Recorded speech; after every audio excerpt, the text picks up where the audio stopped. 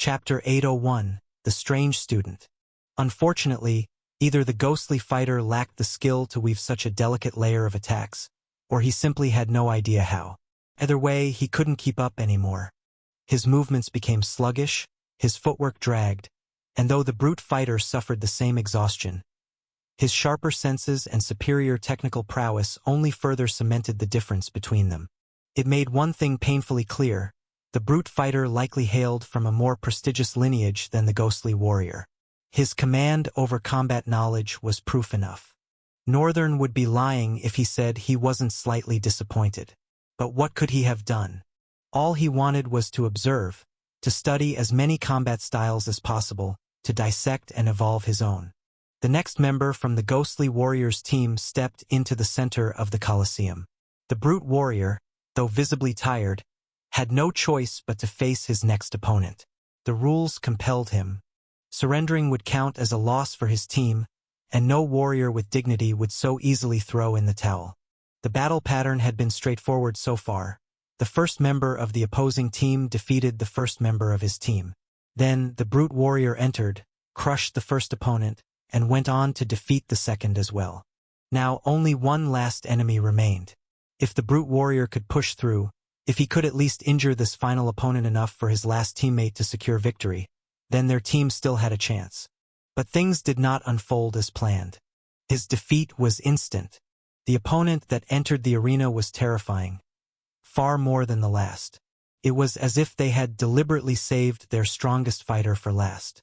A whirlwind exploded from the newcomer's vicinity, a violent burst of wind so intense it felt like the aftermath of a catastrophic collision. The shockwave rippled outward, tearing through the air, rattling the very foundations of the Colosseum. The brute warrior reacted instantly. He slammed his axe into the ground, activating an ability to shield himself. A pale blue light flickered before him, a protective barrier, yet it shattered before it could fully form. The shards of energy dissipated into nothingness before even touching the ground. The whirlwind was unstoppable. It did not pause, did not wane, did not so much as allow a breath between its relentless charge. It surged forward, consuming everything in its path, and before the brute warrior could react further, he was launched into the air. His body reeled backward, twisting violently mid-flight before crashing down onto the Colosseum floor. Dust and debris burst into the air as his massive form struck the ground, his body embedding itself into the empty base of the arena. The Colosseum fell silent. This battle was already over. The victor stood at the center of the arena, his long black hair swaying in the tender wind, a wind that carried the weight of his triumph. The glow in his eyes burned with a white, ethereal brilliance. Yet beneath that purity lay something far more dangerous. A terrible destructive will lurked within, coiled and suppressing itself, bound only by his cold, unyielding expression. It was as if the very flames that roared in his soul had been subdued, shackled beneath an iron discipline. Then, something felt off. Northern's gaze narrowed. He doesn't look like a student to me. His eyes shifted to the left, catching sight of Aster. His companion was locked in place, his eyes wide as he stared at the arena, transfixed by the battle's climax. Northern lingered for a moment before finally breaking the silence. "Do you know this guy?" Aster didn't respond immediately. He hesitated, then turned to Northern, his expression slightly confused. He pointed to himself. "Who? Me?" Northern seethed. "Who else would I be talking to?" Aster chuckled, rubbing the back of his head. "Don't mind me. You've been acting rather aloof lately. It's a little shocking that you suddenly decided to talk to me." Northern merely shrugged, silent for a second before raising an eyebrow at him. "Well, I asked a question." Oh, right, of course." Aster's gaze drifted back to the arena, his brows furrowed in thought as he studied the lone figure standing victorious. Another student was now making their way onto the stage. He lingered on the sight, contemplating, before finally speaking. "Well, I don't exactly know him, but considering we're from the non-combative school, isn't that normal? We don't really know anyone from the combative school." Northern remained silent for a beat. Then, with a slight nod, he muttered, "I guess so." Esther was right. But Northern wasn't going to accept that. That student looked too suspicious, too good, too overwhelming, as though he knew exactly what he was doing. His presence felt unnatural. His eyes concealed a force, a will so destructive that, if unleashed, it could swallow the entire Colosseum in a single sweep. It was unsettling. And with everything happening lately, Northern wanted to be absolutely sure nothing was out of place. Then, in less than a second, the last team member of the Brute Squad met the same fate. His body hurtled through the air before crashing onto the same spot where his teammate had fallen just moments ago. The medics rushed in, their movements swift, practiced. Within seconds, the unconscious fighter was secured onto a stretcher and carried away. The strange student was declared the winner. The Colosseum erupted. Cheers soared, voices blending into a euphoric roar that shook the very air. The crowd adored him. Yet, amid the chaos, a cold, piercing gaze locked onto Northern. The shift in energy was instantaneous, like an ice-cold blade grazing the back of his neck. A chill ran through him, a reaction far deeper than mere instinct. Northern's breath hitched. His head snapped around, scanning the crowd, searching. Was he looking at someone else? But no one around him noticed. No one else reacted. It was just the two of them. Their eyes met. The strange student's lips curled into a small, knowing smile, and without a word, he turned and vanished from the arena. Northern's pulse pounded against his ribs. His heart thundered in his chest. What the hell now? Something was definitely not right.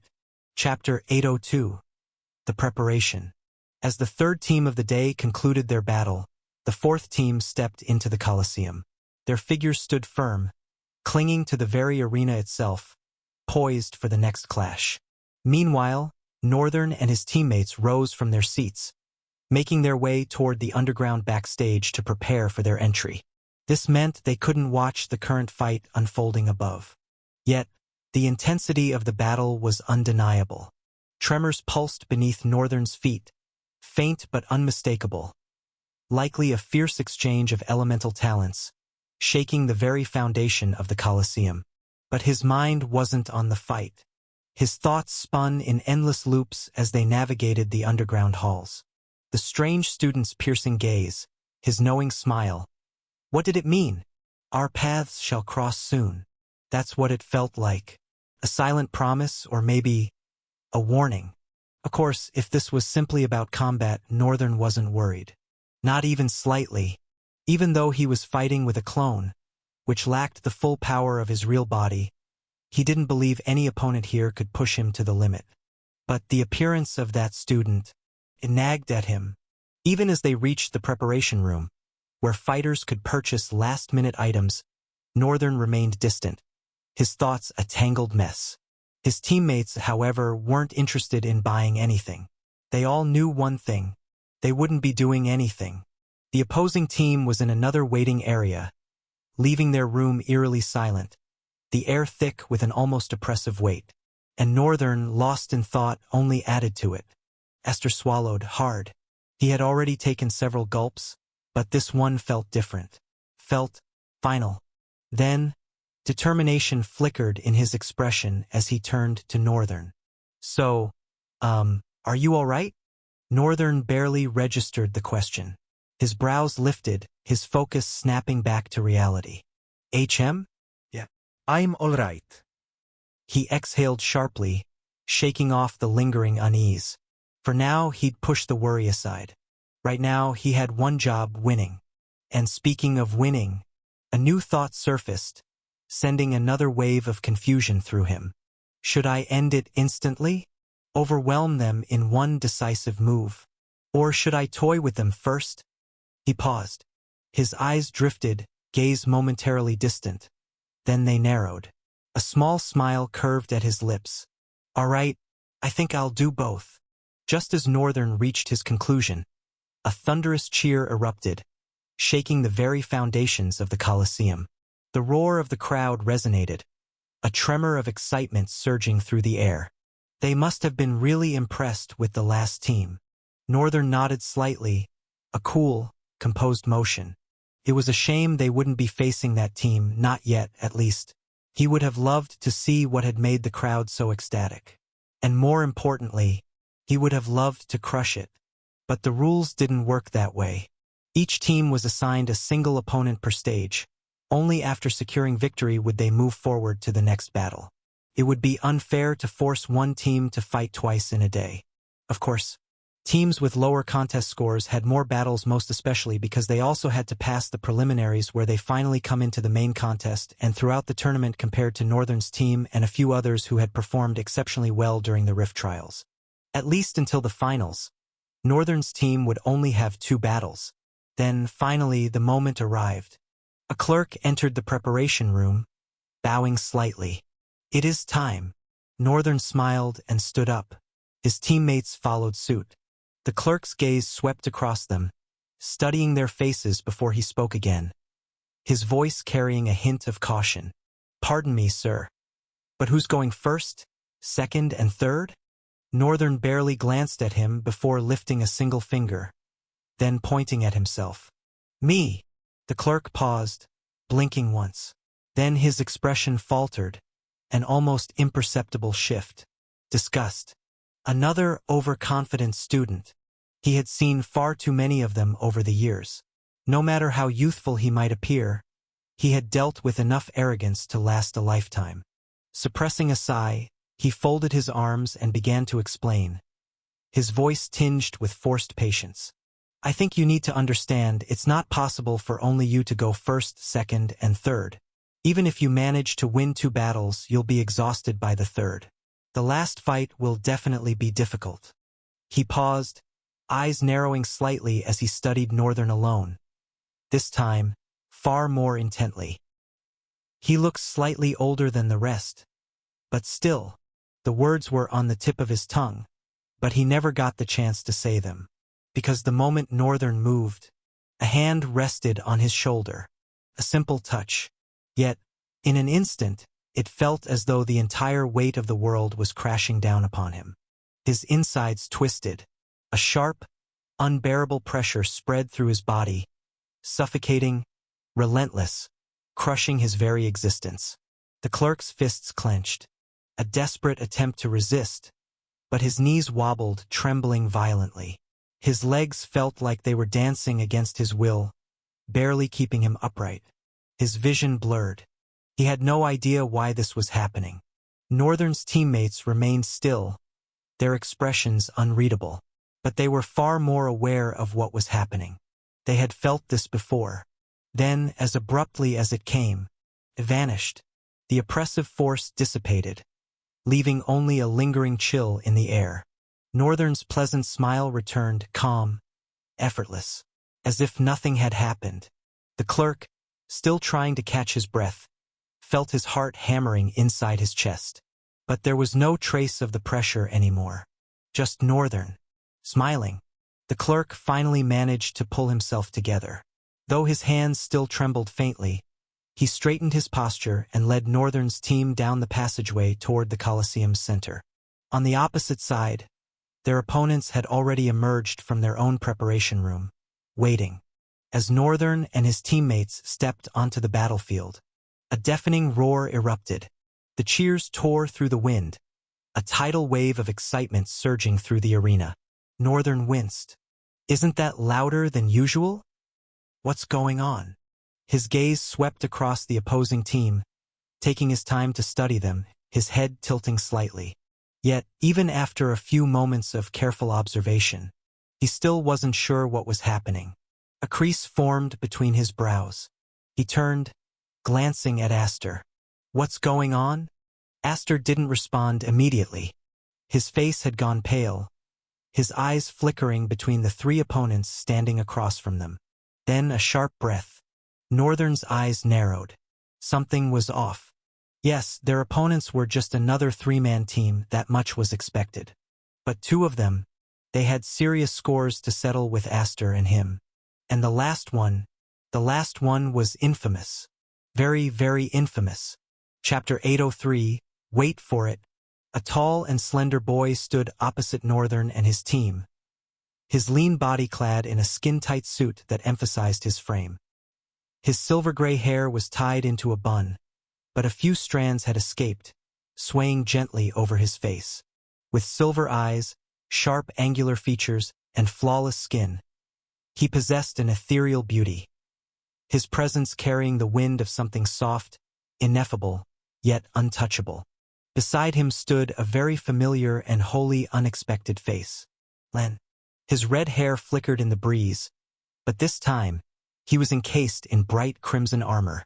The gaunt, overlapping metallic plates wove meticulously around his body, each segment crafted for lethal efficiency. His face, however, was the true weapon, a mask of barely suppressed ferocity, violence caged within human skin. And every ounce of that pent-up rage was aimed at Northern. The third man was more neutral than the other two, his posture loose, almost lazy. Yet, something about him unsettled the air. His eyes remained shut, slant and unreadable. His long yellow hair was braided down to his waist, swaying like golden silk caught in an unseen current. He wore an effortless ensemble, baggy pants that seemed to ripple with even the slightest breeze, a simple tunic adorned with an autumn-hued pattern, its fabric flowing as if the wind itself wove through him. Northern barely spared the first two another glance, his gaze locking onto Len with mild surprise. I didn't expect him to be on his feet so soon, but that wasn't what worried him most. It was Aster, the terrified look on his face. At first, Northern assumed it was because of the silver-haired boy, the former disciplinary committee member Aster had once defeated. But no, Aster's fear wasn't directed at him. It was aimed at the yellow-haired one. And Northern couldn't lie. Even though the man was the most dormant among them, his presence was an anomaly. There was something about him, something that demanded attention without asking for it. Northern's frown deepened. His voice cut through the moment with an edge that almost carried weight. Who is he? Aster jolted at the sound, snapping out of his frozen state. He turned fully to Northern, his voice quieter than usual. That guy. Everyone knows him. He's on the student council. And only the best of the best are on the student council. Northern's eyes narrowed. That's right. The student council is supposed to be made up of the academy's strongest students. Then, a crooked grin climbed his face. How convenient. Len's gaze bore into Northern with tenacious ferocity as the deep, resonant toll of a colossal bell thundered across the Colosseum. The vibrations rolled through the air, rattling the bones of those who listened. And then Len moved. Step by step, he strode forward, his glare locked onto Northern, his body coiled with barely restrained aggression. Northern, however, remained unbothered, cold. His expression held no recognition of the fury radiating from Len's face, no regard for the heat behind his eyes. It was as if he were staring at a stranger, not an adversary. The two finally stood within the squared pavement of the arena, the last echoes of the bell dissolving into the distant wind. That bell had signaled the beginning of battle. Yet neither moved. The air hung heavy with unspoken tension, the Colosseum buzzing with murmurs that rippled across the stands. Northern was clad in his non-combative uniform. Deliberately, he didn't need to be close to the crowd to hear them. Discontent laced their words, disappointment thick in the air. Boos erupted from several sections of the Colosseum, growing louder by the second. Of course, to them this was a mockery of battle. A non-combative student stepping into the arena? His chances of winning weren't just low, they were non-existent. And worse than that, he wouldn't even put on an enjoyable fight. That's what the spectators believed. However, yet, at the very top of the Colosseum, where some of the student council members were seated, a boy with heterochromic eyes and auburn hair leaned forward. His gaze briefly flickered toward the instructor's platform before settling on Northern. After a lingering moment, he spoke. Anyone have an idea why the instructors seem extra invested in this fight? A few heads turned at his words. Then, a girl among them answered. I mean, he was the first to win the first stage contest, and I heard he cleared the rift in just a few hours. Another student chimed in with a half-hearted shrug. Couldn't it have just been luck? And that Aster guy is there too. Their eyes slowly shifted back to the arena, all of them now focused on one person. And then, almost in unison, they sighed. Yeah, whatever it is, Euron won't let him live. That guy's a demon. The same dejected look spread across their faces as they shook their heads. Euron is a wild card. He can't be controlled. He can't be predicted. The auburn-haired boy exhaled sharply, glancing toward the fight below. I don't even know what Tever was thinking, asking him to be a part of his team. Finally, someone moved. But it wasn't Northern. A crimson helm encased Len's face, its orange-hued plumes flowing like streaks of flame in the wind. The moment it locked into place, a long, ornate sword materialized in his grip, a weapon as ostentatious as it was menacing. Northern recognized it instantly. A crimson sword. Its blade pulsed with a deep red glow, as though it had been forged in the pits of hell itself. But Northern knew better. It was simply another item granted by Ull. His recognition, however, wasn't rooted in awe or intimidation. It was mechanical. He had forged swords like this again and again, only for Elena to dispose of them without hesitation. That repetition had etched a deep familiarity into his hands, a knowledge that transcended mere observation. His eyes traced the weapon's length, his expression unchanged. The sword's glow painted Len's armor in deeper shades of red, drenching him in an illusion of freshly spilled blood. But Northern's focus was elsewhere. The balance is off, he noted, his analysis as cold as steel. Too much weight in the pommel. It places more emphasis on aesthetics rather than functionality. A flicker of amusement ghosted through his thoughts. Is that really the sword he wants to fight me with? But it wasn't the weapon itself that caught his attention. It was the way Len held it. There was a certainty in his grip, a steadiness that came only from relentless practice. His stance was solid, refined, an entirely different presence from the last time they had faced each other. Then again, Northern had never fought him at full strength, never seen him wield his full arsenal, his repertoire of items, his heritage, the totality of what made him dangerous. He was glad that would change today. And then Len moved. Without warning, he launched forward, the air splitting in his wake. His sword, ablaze with crimson radiance, came down in a lethal arc. Northern didn't flinch, didn't move. He simply watched. His eyes traced the descending blade, his thoughts almost bored. What the hell? Why is he so slow? Chapter 804. A boring duel. Northern sighed, stretching his arms lazily.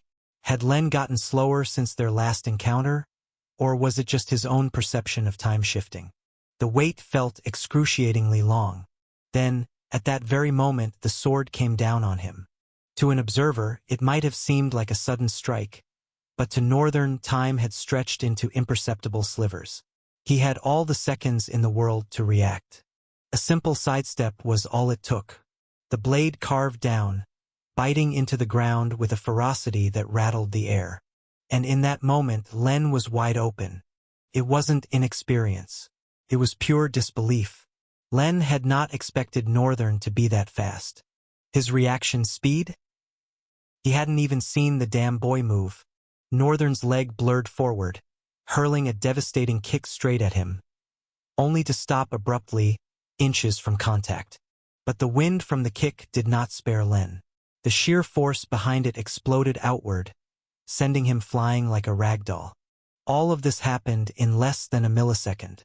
To the watching students, the sequence was incomprehensible. One moment, Len had attacked; the next, the supposed non-combative student was standing untouched while Len was airborne. The student council and instructors, however, saw more.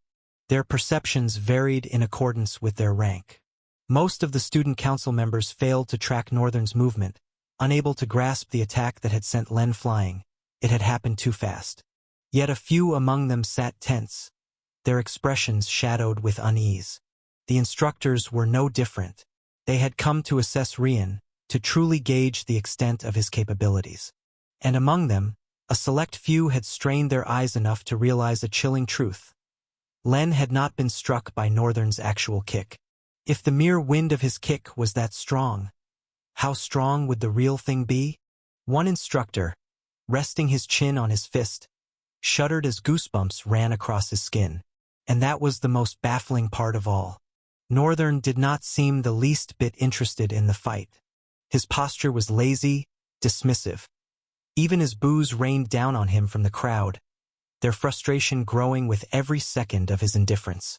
For a brief moment, as Len was sent flying, the entire Colosseum had froze in silence. Then the boos resumed, louder than before. Len stood up, gritting his teeth. The fury burning in the depths of his eyes was rising now, boiling like molten lava on the verge of eruption. He had expected Northern to pull out a weapon at the last second, to block him in desperation. That was, at least, how fast he perceived himself to be. He might not have been the fastest, nor could he compare to those with speed-based talents, but that didn't mean he was slow. His ability worked around impact manipulation. He could take advantage of the momentary force of his feet leaving the ground, channeling a violent recoil that propelled him forward at speeds far beyond his normal limits. Of course, using his ability this way came at a cost. In the earlier stages, before he had mastered the recoil, the backlash would snap and shatter his legs. He had suffered through excruciating pain, through relentless training, through calculated essence management, just to reach his current level. And yet, Northern had reacted that fast? The last time they fought, the details had been lost to the haze of his alter ego. But now he was fully aware, fueled by rage and in control. He had the advantage. He should be seeing better results. But what was this? The unsettling doubt gnawed at him. He shoved it away. Len gripped his sword tighter and vanished. A breath later, he reappeared right in front of Northern, his sword slashing through the air. And then Northern's gaze turned toward him. A small, sinister grin stained his otherwise pristine face. In that moment, everything froze. A paralyzing chill drowned Len's senses, as though he had been plunged into the abyss of a frozen ocean. His muscles locked. His breath paused. He tried to pull back. But it was useless. A terrifying gale carved through the air, its force so immense that the pavement behind them split with a swift, clean crack of over 10 meters. The weight of his own attack, the aftermath of reversal, that was how much force impact he had stored up, how much he had unleashed. And yet, Northern had dodged it, with nothing more than a slight tilt of his head. Cold, condescending eyes bore into him, stripping him bare, making him feel utterly, painfully naked. Len immediately withdrew, launching himself out of Northern's range before landing a fair distance away. His stance remained strong, but his eyes, they had changed. No longer clouded by reckless fury, no longer blinded by impulse. Now they were calculating, examining, speculating, and he wasn't the only one. Even the most short-sighted and unreasonable in the crowd had begun to sense it. The shift, the unspoken, creeping truth slithering into their awareness. Something was ominously wrong with this so-called non-combative student. The entire Colosseum fell deathly silent. Everything paused. A moment of stillness stretched into eternity. Then, Northern sighed, loudly, and yawned, as if he had just woken up from a boring sleep. The sound shattered the silence in a way that felt strangely surreal. His gaze fell lazily on Len, and with absolute, unbothered ease he spoke. I thought fighting drifters my age would be more interesting than fighting monsters. His eyes half-lidded, his voice almost bored. But it seems I was wrong. Len stood there, silent. Shadows veiled his face, but beneath them, wrath churned. That nonchalance, that blatant disregard for everyone around him. Len knew that look. All of them, those kinds of people, had that same goddamn look. The ones who had grown in hell of the Dark Continent. The ones who had suffered and survived in places where no one should. And because of that, because they had crawled through some vicious abyss, because they had clawed their way out of nightmares, they looked down on those who hadn't. And so what? And so what if they grew in hell? And so what if their lives had been torn apart? If they had been forged in suffering? Did that somehow invalidate the struggles of those who had fought to grow here, in the academy? Did that erase the effort they had poured into becoming stronger? Did they think, because they had survived hell, that it gave them the right to belittle everyone else? And as if anyone had asked Ruffsburg to choose them as his guinea pigs. Granted, Len didn't even know what a pig was, and he didn't care. All that mattered was the tempest rising inside him. Fury ignited in his chest, burning through his veins like a wildfire. He felt it scorch his soul. And he made a decision. He would be the one to bring Northern down. He would tear that nasty, boisterous confidence off his face. He would humiliate him. And he would make sure Northern never looked down on him ever again. Chapter 805, Bound to Lose. Len had no doubts about his capabilities. As a savant, he possessed 4 talent abilities, though he had only ever displayed 2. The third one, however, was the foundation of his strength, the ability that allowed him to store impact. It was the first ability he unlocked as a drifter, a gift that defined his combat style. But the last ability was strange. Unlike his others, which focused on storing, releasing, and amplifying force, this one operated differently. It worked most effectively against opponents, but only if he was on the defensive rather than the offensive. Because, in the simplest terms, it did something unthinkable: it nullified impact upon contact. Yet, through relentless training, refinement, and a deep understanding of force, Len had managed to develop something far beyond its basic function. A pseudo-force field. It wasn't a true field, not in the way elemental shields or domain abilities worked. Instead, it was a passive buff, an extension of himself, rather than an external construct. A technique refined to the absolute limits of his soul essence's nature. For most drifters, such a feat was impossible. Talent abilities couldn't simply be improvised or manipulated beyond their given function. But adaptation? That was something else entirely. Drifters who truly mastered their talent could bend it to their needs, molding it into something unexpected and devastating. And what made Len's feat even more astounding was the nature of his talent class. Drifters with higher class talents had soul essence forms that were notoriously difficult to cultivate. Their true forms were nearly impossible to manifest before reaching the sage rank. Most drifters, even masters, struggled to tap into the full scope of their essence form, especially if their talents were complex in nature. Unless it was something simple like an elemental-based ability, unlocking its full potential was rare. Yet Len had done it. Something that should have taken years. Something that should have been beyond his reach, he had achieved through sheer brutal effort. Some would call it impossible. But Len, he called it hard work. And his family, they called it greatness. Yet none of that mattered now, because they had not yet seen the true boon of the pseudo-force field. A slow, razor-thin smile pulled at the corner of Len's lips as he narrowed his eyes, his gaze sharpening into a single burning point.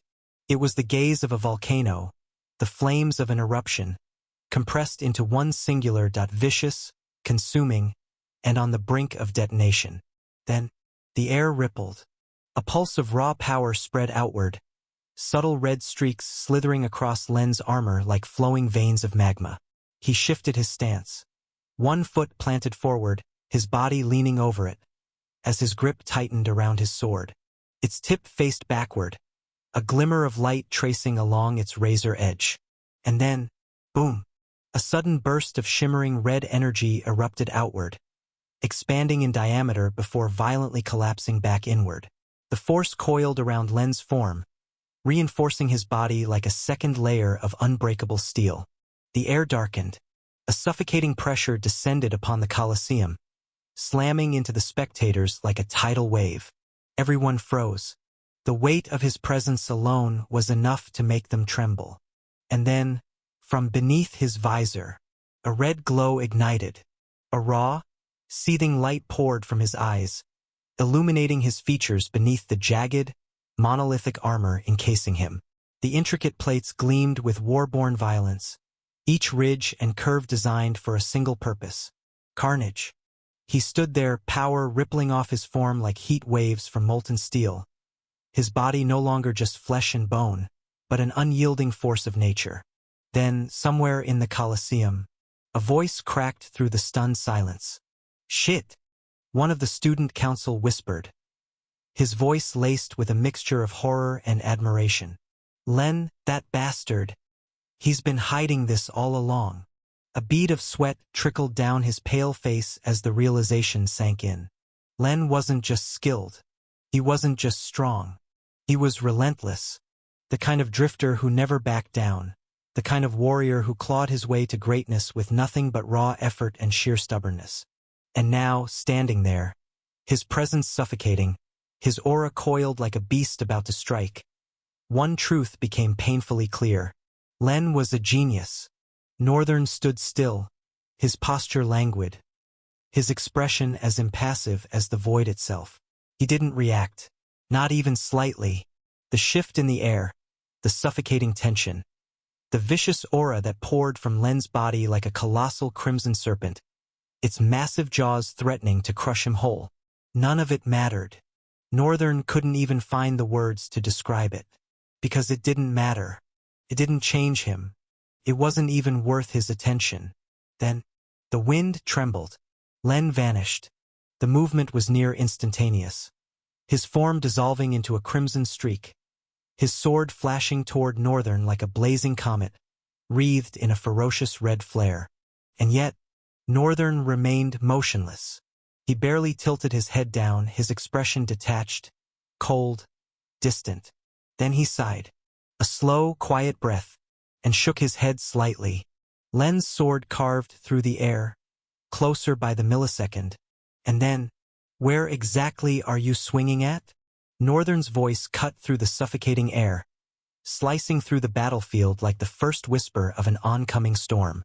Len's eyes widened. Because Northern wasn't there anymore.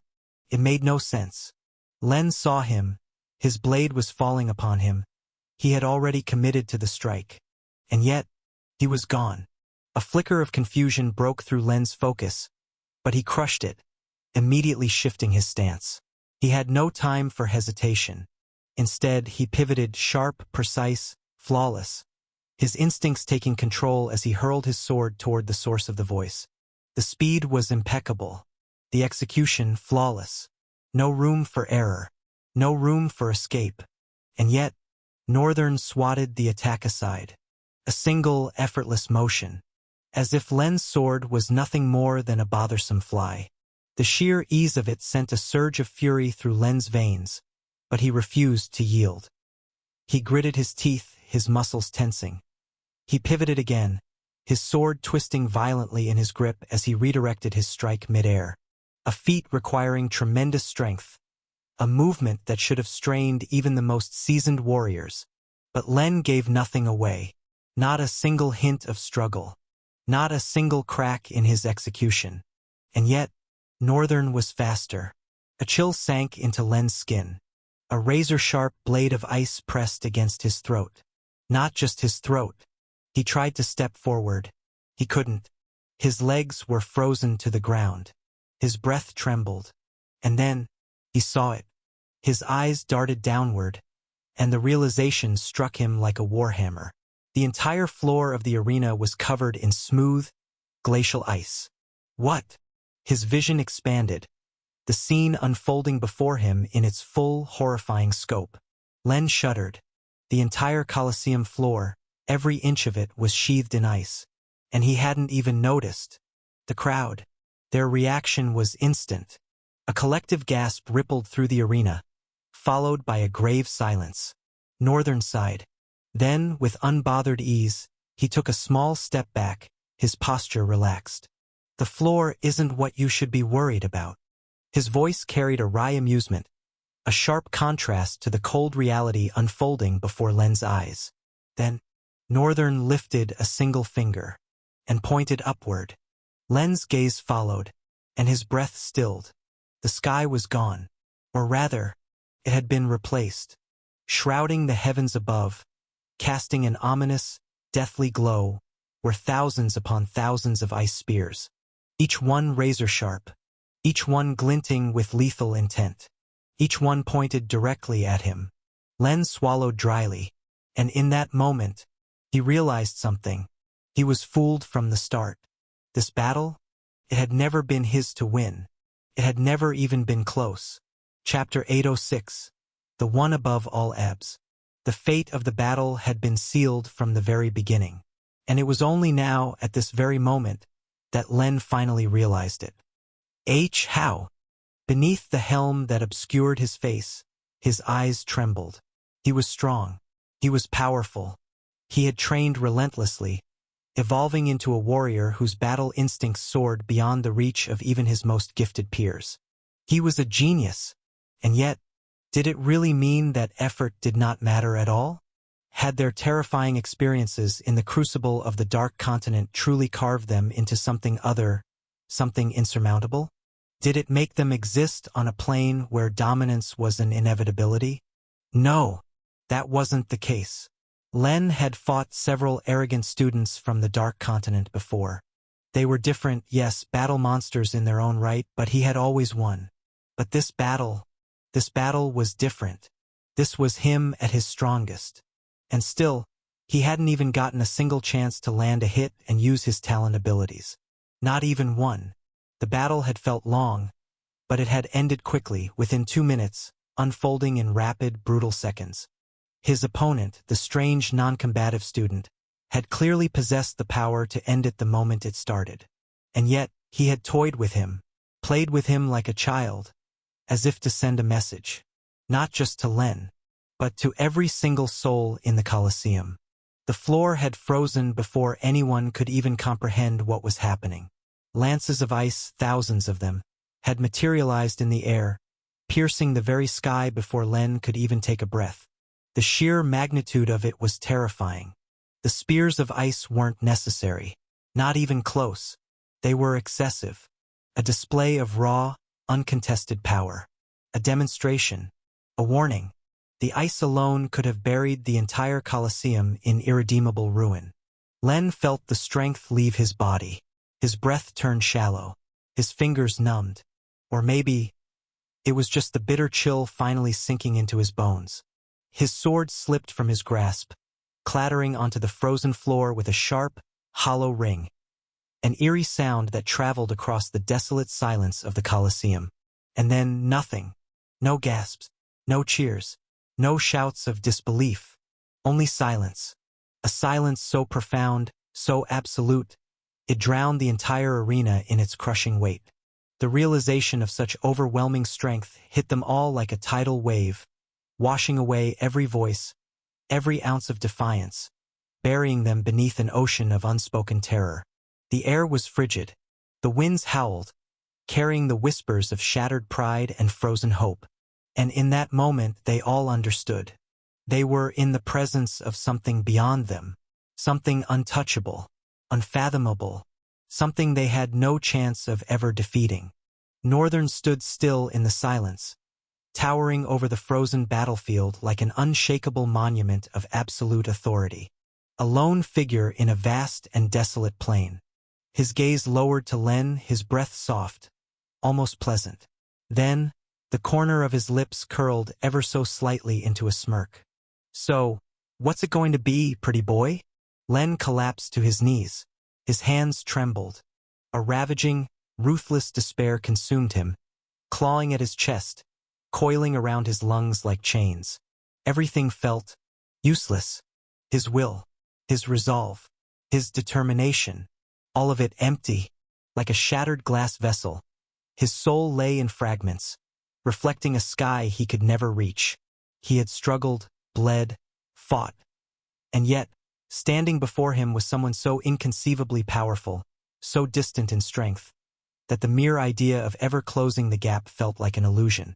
It made him feel like a walking bag of vanity, like nothing he did would ever be enough. A shaky sigh escaped his lips.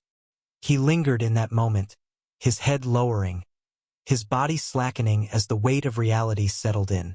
And then his voice, frail yet resolute, crawled out. I yield. The words did not sting as much as he expected. In fact, they felt peaceful, comforting, like stepping into the quiet embrace of surrender after an unwinnable war. The entire Colosseum was silent, whether out of sheer shock at witnessing a non-combative student's victory, or bitter reluctance to acknowledge it. No one reacted immediately. But a few seconds later, a portion of the west side erupted in a storm of cheers, as though reality had just set in. And then, all at once, the Colosseum drowned in an earth-shaking cacophony. Roars of triumph thundered through the air, voices colliding in a victorious resonance so mighty, so absolute, it threatened to tear the Colosseum apart. The non-combative students screamed with unrestrained fervor, their shouts reverberating like war cries, as though their lives depended on it. Then, slowly, hesitantly, others followed. Invited nobles, citadel scouts, and students. They clapped, they cheered. For the non-combative student, it was no secret that the disparity between the two schools had always been insurmountable. No one had supported Northern from the beginning.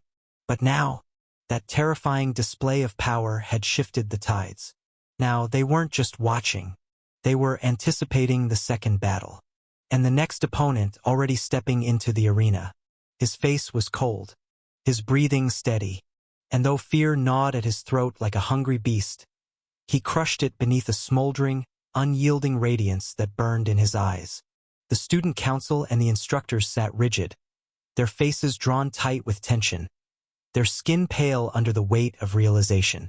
The instructors were merely confirming what they had already suspected. Unlike the others, they knew Northern's rank. They knew he was a sage. But what shook them wasn't just his rank. It was the fact that he had displayed power befitting of one. A flawless, absolute manipulation of ice. An almost unnatural speed of reaction. And that instant teleportation, as if he had bypassed space itself. The weight of shock and disbelief haunted them, pressing like a heavy fog against their composure. The student council was no different.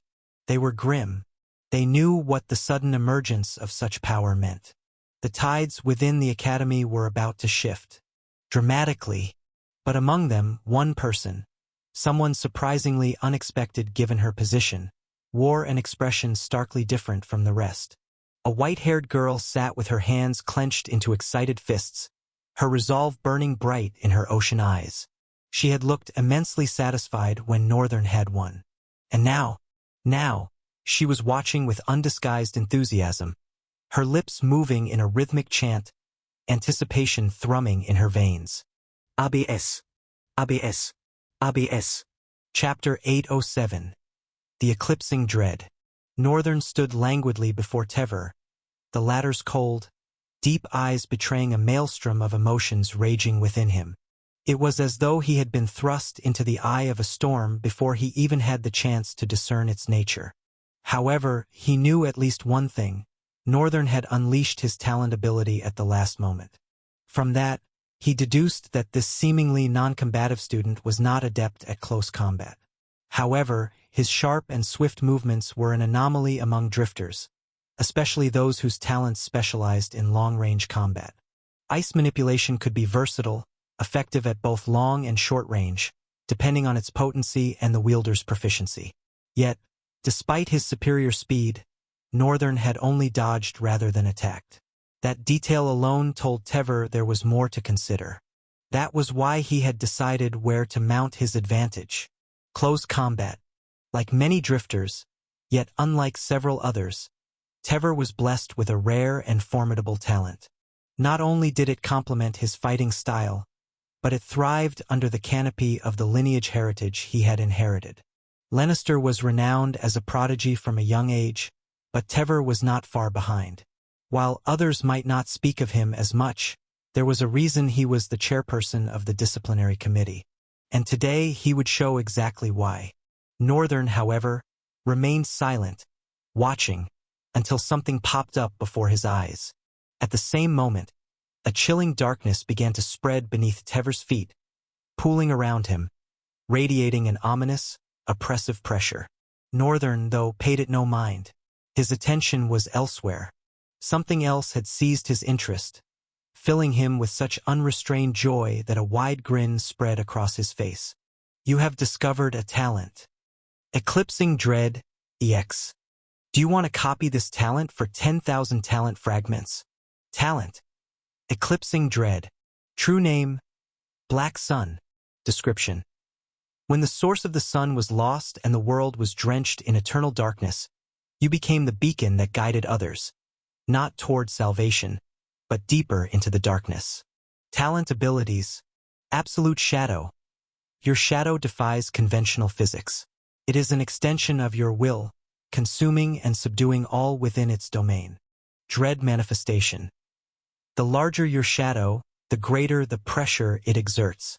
Weaker minds succumb to overwhelming fear, while stronger opponents experience creeping doubt, clouding their instincts and reactions. Shroud of vanishing. You can momentarily dissolve into your own shadow, becoming impervious for a brief instant. Northern's fascination with the talent was immediate. It aligned perfectly with his recent desire to add a shadow-based ability to his repertoire. He had long aimed to acquire every possible elemental talent, as they were the easiest to manifest and build upon in unconventional ways. Non-elemental talents, such as Dante's Phantom Strike and Len's Full Impact, were not necessarily difficult to develop, but they required time that could otherwise be spent refining multiple elemental abilities. Focusing too much on non-elemental skills risked regression in other areas. That was why he leaned more heavily on his ice and fire talents. Granted, he had also sidelined Black Flames and Black Lance, feeling he had already attained reasonable proficiency with them. Moreover, he believed that as his mastery over elemental talents grew, his control over Black Flames and Black Lance would naturally evolve alongside them. Thus, expanding his repertoire of elemental talents had remained a priority. But what was especially impressive about Tever's talent was that it wasn't just shadow or darkness. Despite the name, it was entirely different. It was not merely darkness. It was something carved from the eclipse itself, born from the absence of the sun. A singularity, forged into a talent and bestowed upon its wielder. Darkness and shadows normally existed in relation to light. Darkness in its absence, shadows in its presence. But eclipsing dread was different. It was its own shadow, its own darkness, untethered to any conventional law. It existed solely by the will of its user. It was a rare gem, and the fact that Northern could recognize such a talent immediately was a testament to his growth. Tever frowned as he watched the sinister grin persist on Northern's face. Fury leaked insidiously from the white radiance of the disciplinary committee leader's eyes, despite his cold attempt to suppress it all. Everyone bore witness to it. Northern was grinning as the pool of darkness beneath Tever slowly expanded. His grin sent a chill through the crowd. Doesn't he seem so sinister? Oh stars! Is he actually a prodigy? He's evil. But he's strong. I think Tever's going to be defeated. Murmurs rippled through the spectators, but none were loud enough to reach Tever or his opponent. Still, it was evident where the crowd's expectations were shifting. Well, it doesn't even matter. I will defeat him. Tever muttered to himself as a whirlwind of sparks ignited around his body. When the light dimmed, the disciplinary leader, or former, stood clad in a pale black armor, a malevolent tapestry of ebony threads woven tightly upon themselves, wrapping around his frame like the vestments of a dark, atrocious mummy. Unlike a true mummy, however, his armor bore an open-faced helmet, clearly revealing his features, now etched with a sinister glower. The darkness pooling beneath his feet grew heavier, more ominous. Northern's mind suddenly grew hazy, though calling it mere drowsiness would be an understatement. Yet, fully aware of the effect, he brushed it aside with ease. His mental fortitude was a fortress. Few things in this life could ever place a hex on his mind. And then, Tever was already moving.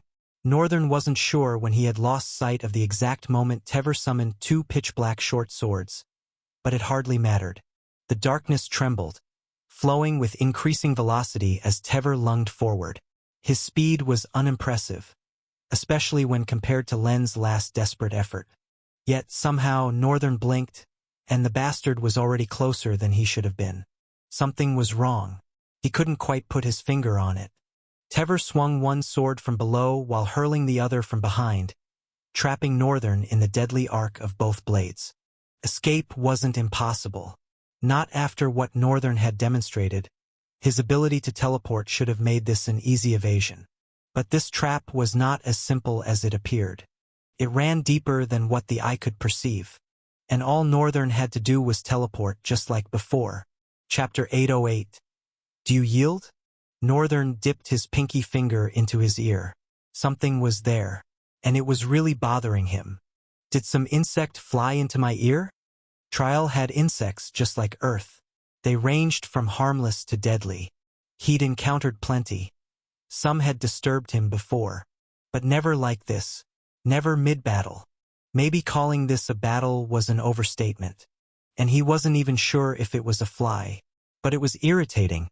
A persistent tickle he couldn't ignore. He tilted his head, trying to shake it loose. Nothing. Whatever it was, it clung stubbornly. He sighed and gave up. At that moment, Tever was already upon him. This bastard. When did he? Tever's sword carved through the air from the opposite direction, arcs weaving a trap around Northern. But as the wind sang with steel, Northern's image flickered. He was already behind him. Tever grinned. The ground hadn't changed. Yet, it looked different, darkened as if corroded by something unseen. Northern knew better than to step on it. This was Tever's domain. Anyone would recognize the disadvantage of stepping into it. Not that Northern had any disadvantages to worry about. If anything, the real nuisance was still the damn thing in his ear. As he landed on stable ground, the darkness lunged. Spikes burst from its surface, flying toward him in a vicious storm.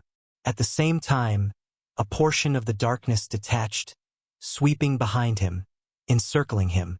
Spikes were converging from all sides. Tever had planned this meticulously.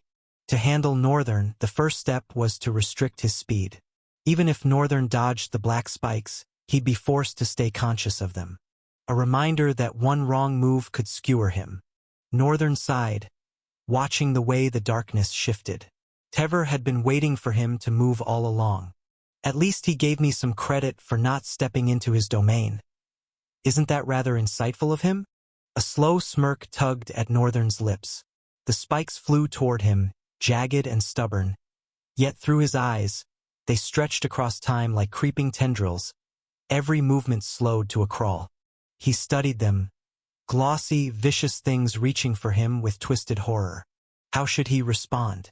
Should he let Tever believe his movements were restricted, play along and bait him into thinking his trap had worked? Should he take to the sky, proving to both Tever and the ground beneath that he was an untouchable force? Or should he unleash something terrifying? Something that would leave their mouths agape and their spirits shattered? Which would break their resolve the fastest? A decision formed. A crooked smile spread across Northern's lips. He let the spikes close in closer until they nearly kissed his skin. Then, like a javelin hurled from the depths of hell, he shot straight up. Air ripped in his wake. He pierced through the sky, his momentum sudden and absolute, before halting in perfect control, hovering just above the arena. Silence fell. Tever craned his neck, his expression pale, his features twisted in sheer disbelief. He can fly too? Alone? Bewildered voice cut through the hush, like a spark igniting dry tinder. Murmurs swelled, rolling across the Colosseum in waves. The student with unmatched speed. An ice manipulator, and now flight? Is this even possible? How does that make any sense? What is he? The spectators' voices collided in an ocean of confusion and awe, their murmurs sinking into a storm of disbelief. Northern grinned.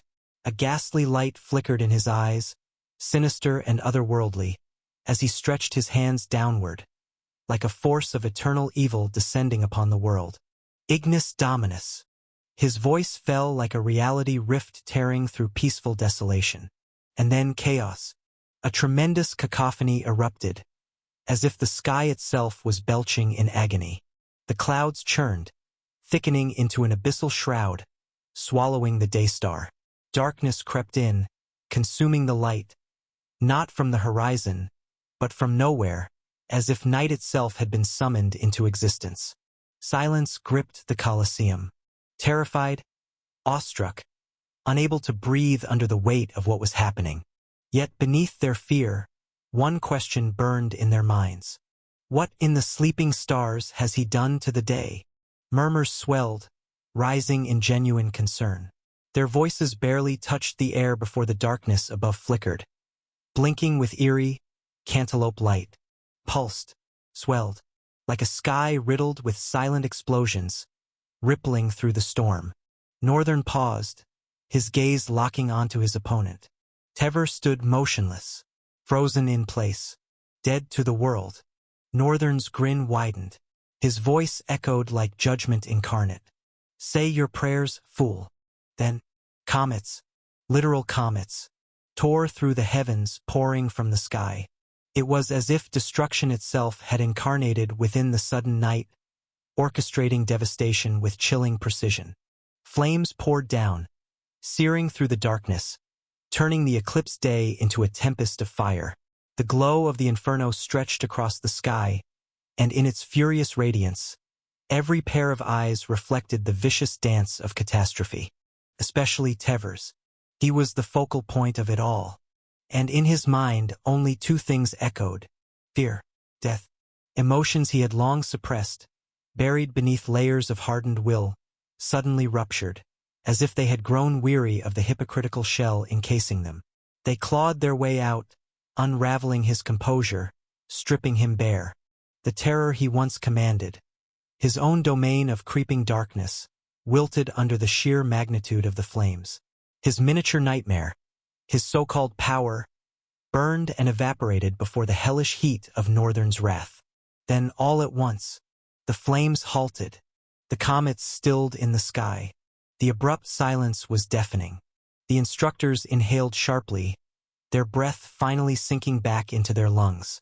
For a moment they had truly believed, no, feared, that Northern was about to reduce a student to nothing but embers.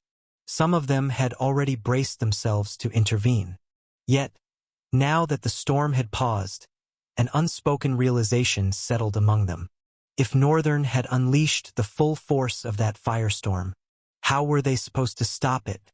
Many of them were powerful, no doubt, but none could say with absolute certainty that they could halt such devastation without humiliating themselves in the process.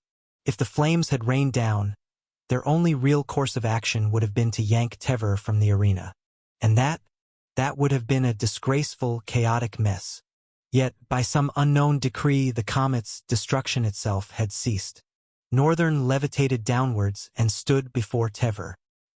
He tilted his head slightly and asked, "So what's it gonna be?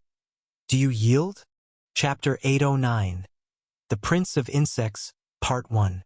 Northern stood before Tever and asked, "Do you yield?" His voice was cold, his expression devoid of emotion as he awaited the response.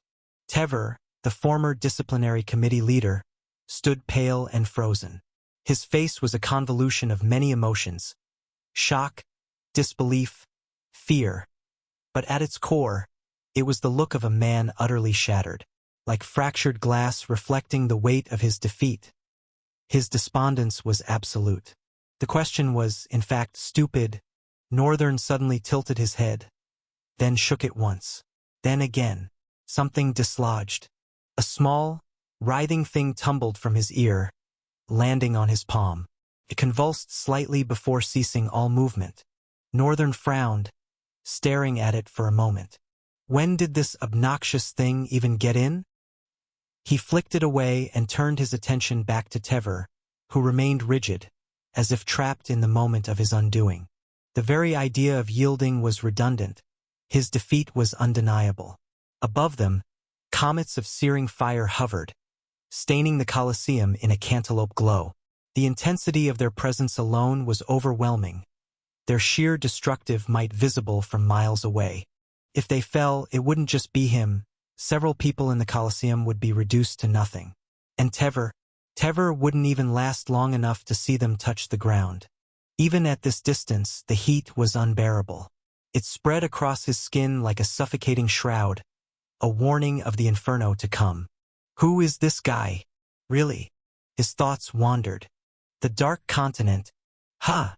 Tever tried to recall the first time those survivors had been admitted to the academy. the first rumors of their return.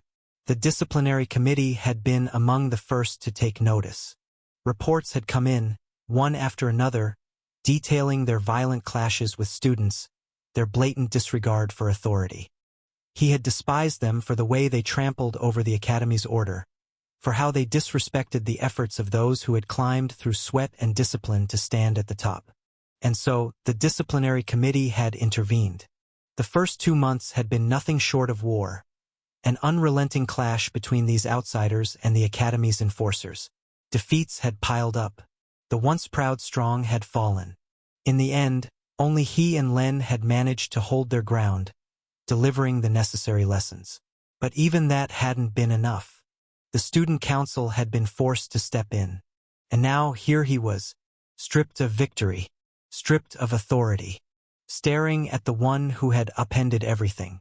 Tever sighed, a breath laden with the weight of everything he'd lost.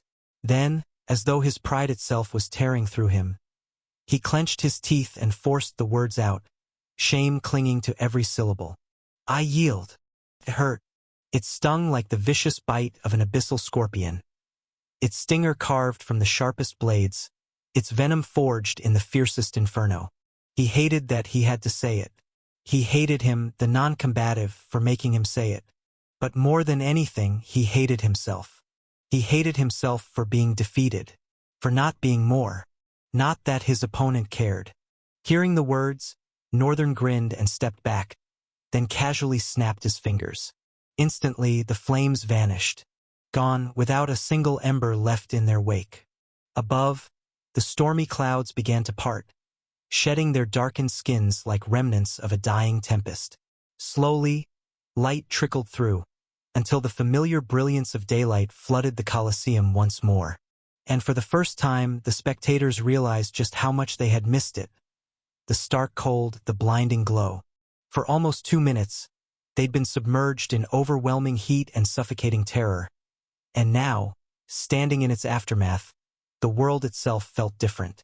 At first, there was only silence, then whispers, then murmurs, then an eruption, cheers rising like a crashing tide, swelling until they thundered through the Colosseum. Applause, shouts, deafening cries that no instructor could fully comprehend. It wasn't just about this victory. They weren't celebrating the win. They were celebrating him. The immense strength, the overwhelming power, the ruthless, vicious command that made every breath he took feel like inevitability. For the first time in ages, they had witnessed something extraordinary. Or perhaps, to put it more precisely, never before had there been a moment like this. A chance to witness, firsthand, such a Newman among drifters. And for the Citadels, the opportunity to recruit such a force.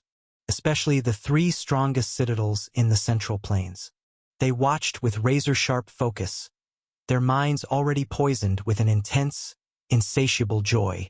Because this student, this monstrous talent, was destined to bring an unstoppable tide of change not just to the Academy but to the entire Central Plains, and perhaps the world. The third opponent marched onto the arena, his stride slow and deliberate. Each step echoed with purpose, an unhurried rhythm that carried an air of confidence. After what felt like beats of eternity, he finally reached Northern, stopping just a few feet away. His eyes remained closed, his expression unreadable, amazingly unaffected by the spectacle that had unfolded before him. If anything, he seemed pleased. Oh, this one looks like he might be amusing. The young man lifted his head slightly, finally opening his slanted, snake-like eyes just a fraction. A grin curled at his lips as he spoke. You are indeed strong.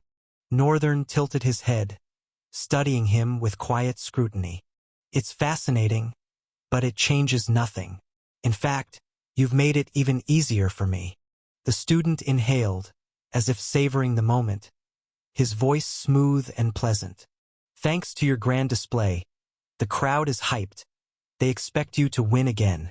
He paused, allowing the weight of his words to settle. Then, with the same ease, he continued. The banner of my victory will be raised higher than I ever imagined, because you exist.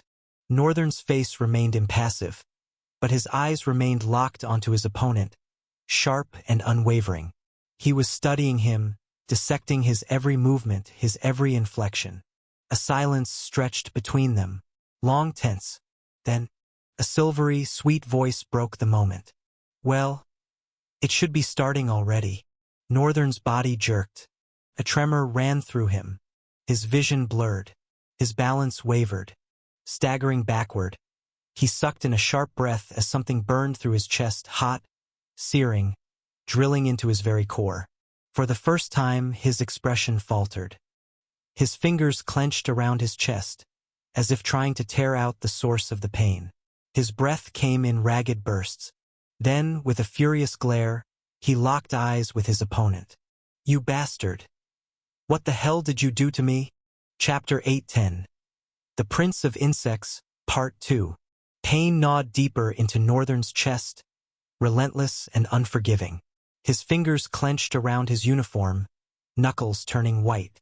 The agony wasn't just burning. It was stagnant, festering, as though an infernal force coiled around his ribs, searing through his flesh. He coughed, again and again, but nothing came out. No blood. No bile.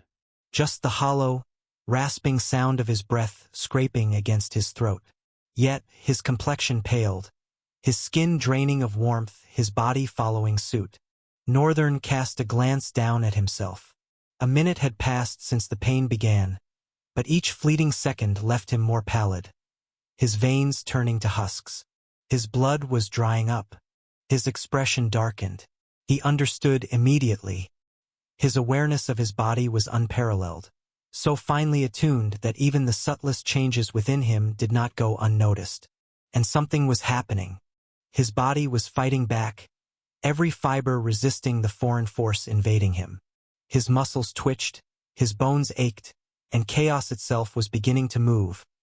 A slow, predatory move through his body. But Northern wasn't afraid.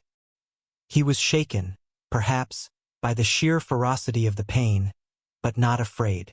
If anything, the struggle within him only confirmed that his body, this strange, formidable entity he now called his own, was already working to annihilate whatever had trespassed inside. A quiet chuckle pulled him from his thoughts. The young man watching him smiled, a tranquil amusement playing at his lips. "Interesting," he murmured, tilting his head. "You're resisting better than I expected." Most would already be on their knees, writhing in agony. Northern gritted his teeth. His fingers pressed into his chest as the fire beneath his skin grew hotter, more insidious, slithering deeper into his flesh. It moved, crawled like something sentient, igniting his veins from within. Beads of sweat gathered at his brow. He already knew the source. The bastard didn't even need to say it. That damned insect. It had to have been him. Even as the burning sensation coiled tighter around his insides, he forced himself upright. The pain threatened to collapse his knees, but his voice remained steady, his resolve unyielding. "You still haven't answered my question." The student chuckled again, the sound light, silvery, almost mocking. "Ah, but wouldn't it be boring if I did?" His serpent-like eyes glinted with something dangerous. "I'd rather you feel it. After all, isn't experience the greatest teacher?" Northern's pupils contracted. He shifted past the pain, senses sharpening. His mind dissected every detail. His opponent's stance, the rhythm of his breathing, the telltale signs of amusement laced with something more sinister. Then he exhaled, slow and deliberate, and spoke. "You're a moron." The words carried no heat, just a detached certainty. "You had some nasty little mosquito inject me with whatever this is, while I was in the middle of a battle?" Euron blinked, head tilting slightly. "Mose." Quito? The word sounded foreign on his tongue. His confusion lingered only a moment before he shrugged it off and met Northern's gaze once more. "Insect, then," Northern clarified. "You used one to inject something into me?" Euron's lips quirked in faint amusement. His expression briefly puzzled before he let out a short laugh, shaking his head. "Poison." His voice was smooth, almost indulgent. "Poisoning you would be a waste." He paused, letting his words sink in, the weight of them pressing against the air. You have a power, a body, that I can control. His voice dropped, a subtle hunger creeping into it. A second body, mine to command. All I have to do is make it mine.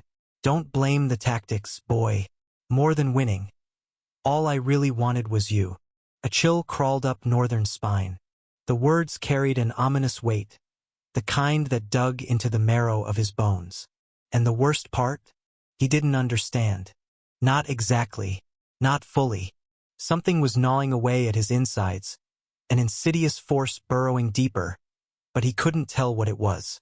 Couldn't grasp the nature of it. More frustratingly, it wasn't a talent.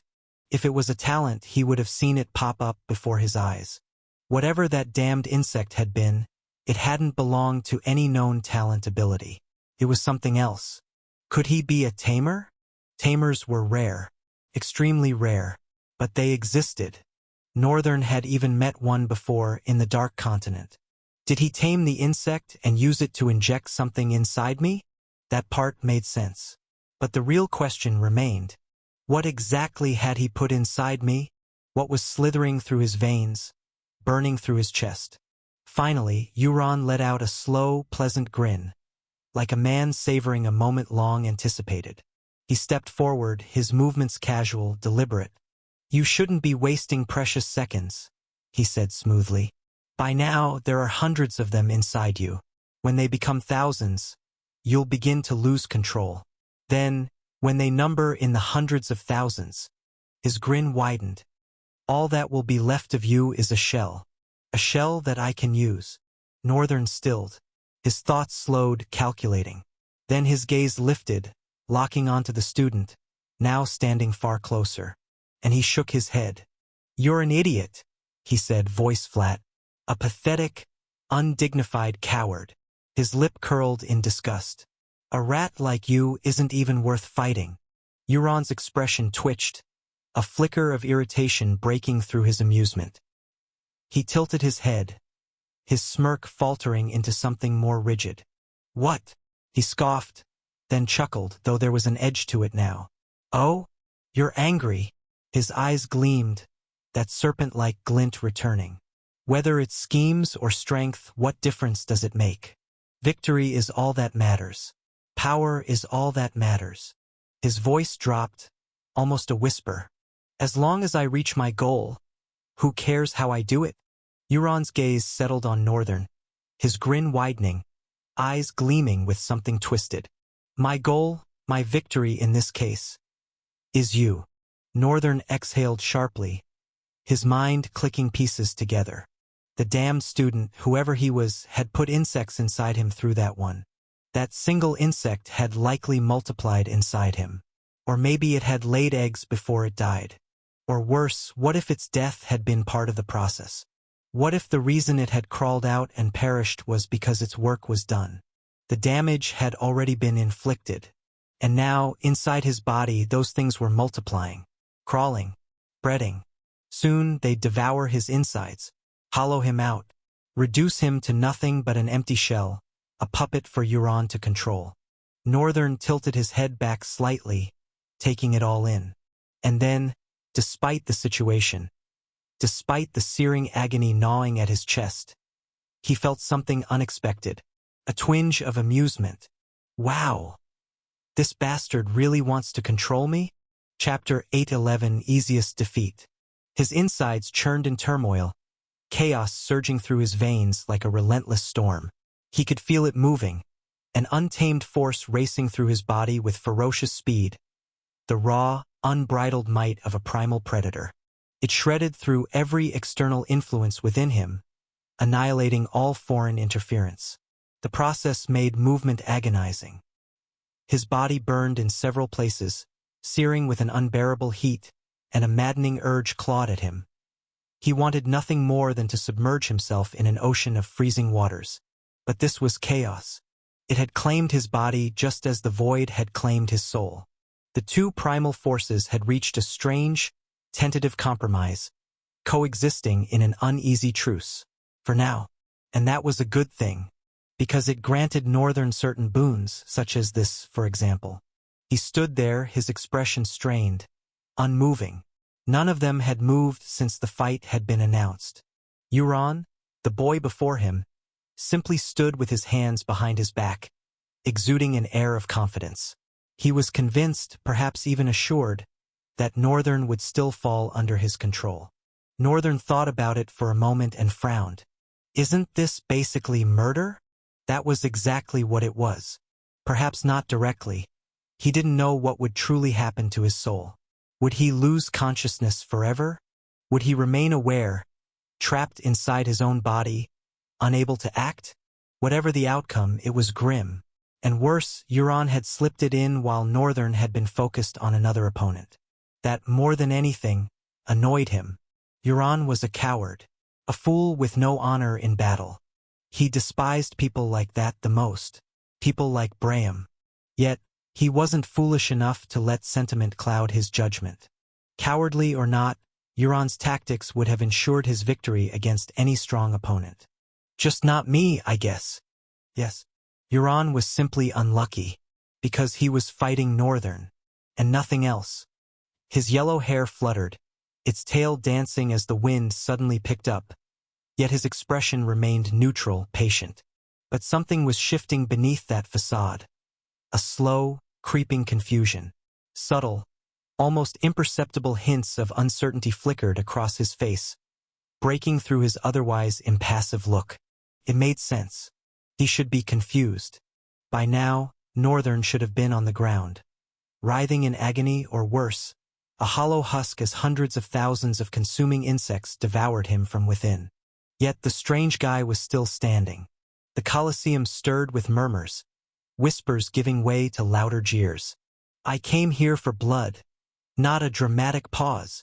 At this rate, the dust is fighting harder than they are.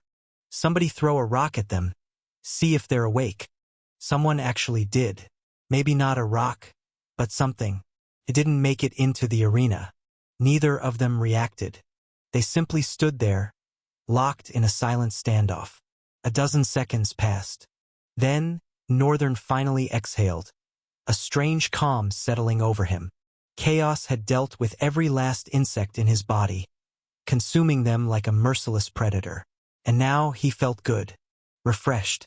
Euron's eyes flickered with unease. The moment Northern's posture shifted, his expression smoothing into something almost relaxed. Anxiety coiled around Euron's throat like a vice.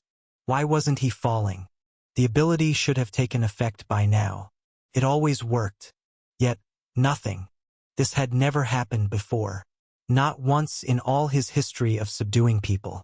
Northern finally moved, stretching his arms overhead before bending side to side, working out the stiffness.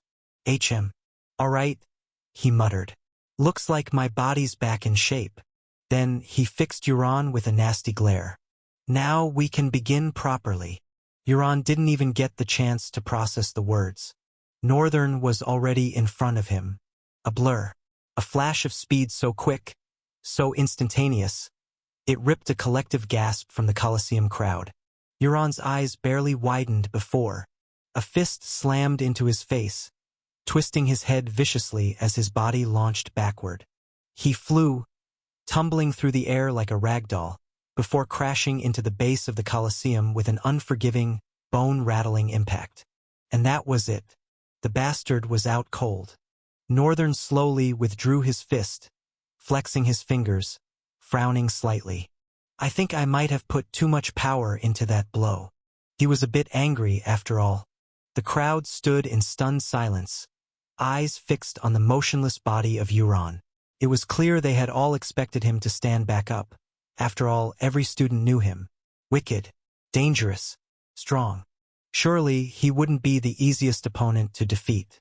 Northern hadn't landed a hit on either of his previous opponents, yet they had still forced him to display his might, even if it had been overwhelming and, to some degree, for show. But this opponent hadn't even made him flex. All it took was impossible speed, and a single blow. Disappointment rippled through the Colosseum. Students who had once held Euron in high regard now wore expressions of disbelief, even dismay. His family representatives sat frozen in the audience, their faces unreadable. The citadels that had set their sights on recruiting him watched in silence. For now, all attention was focused on one person, the black-haired student with blue tints, clad in a black and white uniform. Northern. The announcer stepped onto the stage, his voice booming, amplified by a spell-crafted microphone. The winner of this match, Rian Lail. A roar of mixed reactions erupted from the stands. Cheers, murmurs, even frustrated shouts. Meanwhile, his other team members climbed onto the stage. Typically, there should have been 4 of them, but only 3 had been allowed to participate in the battle. A last-minute decision by the instructors. They wanted the fights to progress faster. Northern, after merging back with his clone, found himself puzzled by the sudden urgency. Why the rush? It hinted at something, a deeper knowledge. Perhaps the instructors knew something about what was happening. But he didn't have the luxury of dwelling on it. He had other things to deal with. Lithia was calling. It was still a strange sensation, being able to extend his consciousness across hundreds of miles, existing in 2 places at once. Chapter 812. Burning Storm, Part 1. Northern stood at the alcove, his consciousness flooding with the events that had unfolded in his absence. It felt like waking from a dream and trying to recall its details. Only this time, there were no gaps, no fragments. Every moment had been experienced in full by his clone's static consciousness, making the recollection seamless. And with Link now integrated as an ability, the connection had grown far stronger than before, its influence weaving through his mind like an unbreakable thread. Not much had transpired since he left. The drifters were locked in battle against a monstrous creature, a beast as mighty as a whale, an apex predator that had recently migrated into the region. It had swiftly seized control of the sea's domain, subjugating other creatures before launching an assault on Lithia's stronghold. The drifters were holding off its minions, creatures that weren't just adept swimmers but astonishing climbers as well. Yet, with a carefully coordinated formation and precise execution of orders, they managed to keep the tide at bay. But the apex whale was a relentless thorn in their side, growing increasingly difficult to subdue. All available savants and sages with water-based talent abilities were locked in a ferocious struggle against the destroyer, their battle raging over the city's port. The city hall, once bustling, had grown noticeably quieter. More defenders had been deployed to the port, thinning the numbers stationed within. Byran, Jesai, and Linus had also arrived a short while ago. They had come to him, but before they could engage, Byran had halted them, leading them away without a word. Shortly after, they reported to the authorities of the stronghold. Northern hadn't seen them since. He leaned away from the wall, scanning his surroundings for several long seconds before stepping forward, emerging from the shadows and into the grand light of the hall. Mere moments later, a group of figures emerged from a hallway, descending a broad staircase to the floor where he stood. Among them, Northern immediately recognized familiar faces. Byran walked behind a gaunt, aged man. Jesai and Linus followed closely, alongside 3 other familiar drifters. Several others, likely high-ranking figures of the Stronghold's command, moved with them. Each left some kind of impression on him, no matter how subtle, but none compared to the tremor that ran through him at the sight of the man leading them. The man was striking, a confident figure with sharp, well-defined features. His spiky, slightly unkempt red hair framed his face, lending him a wild yet undeniably charismatic look. Strands of crimson flared under the hall's soft lighting, shifting with each step he took.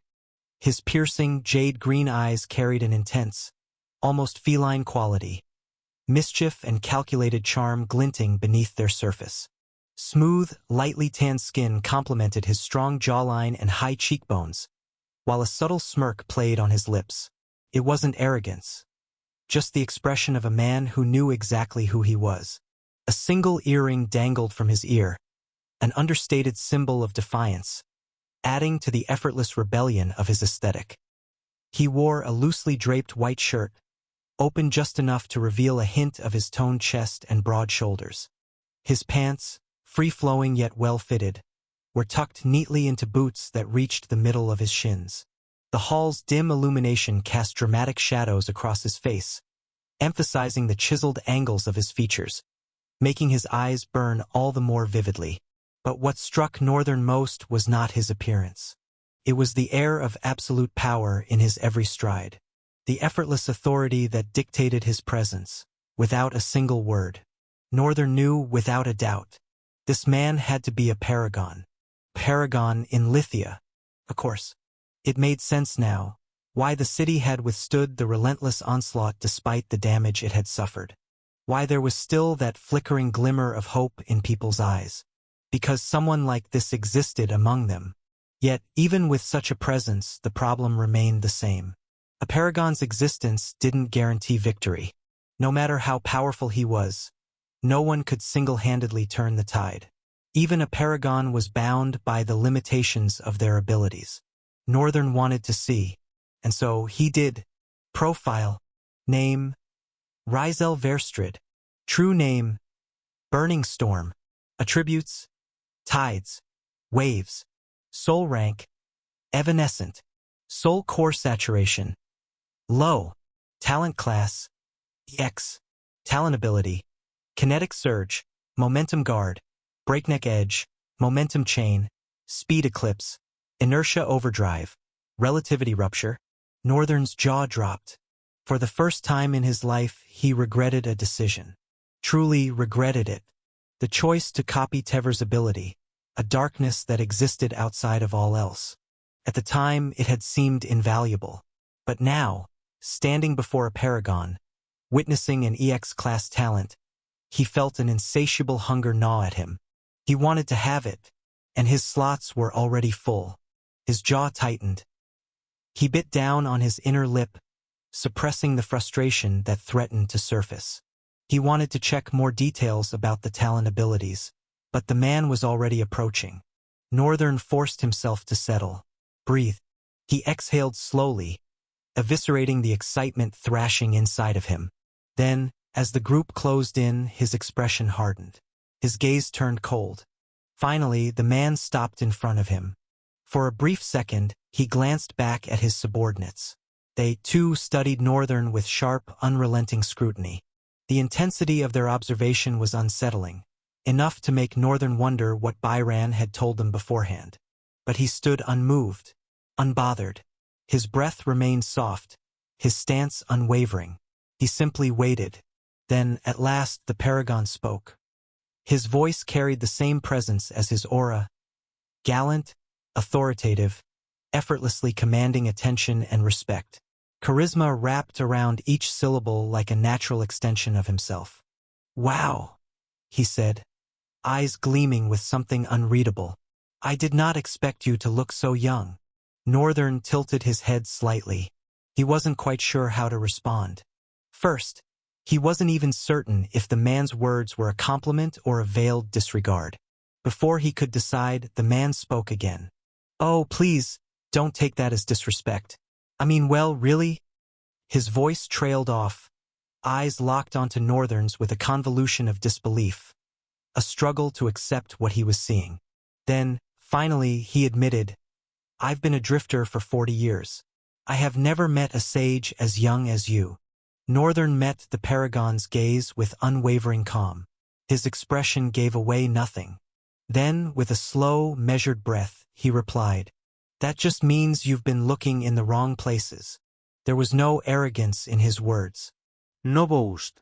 Just an undeniable truth, a statement that neither sought validation nor required explanation. The paragon's jade-green eyes gleamed, the edges of his smirk deepening ever so slightly. His subordinates exchanged glances, uncertainty flickering across their faces. Was Northern's response a challenge? A simple observation? They didn't know. But Northern held his silence, letting the weight of his words settle. Let them interpret it however they wished. Chapter 8:13. Burning Storm, Part 2. The paragon remained silent for a few moments, blinking strangely.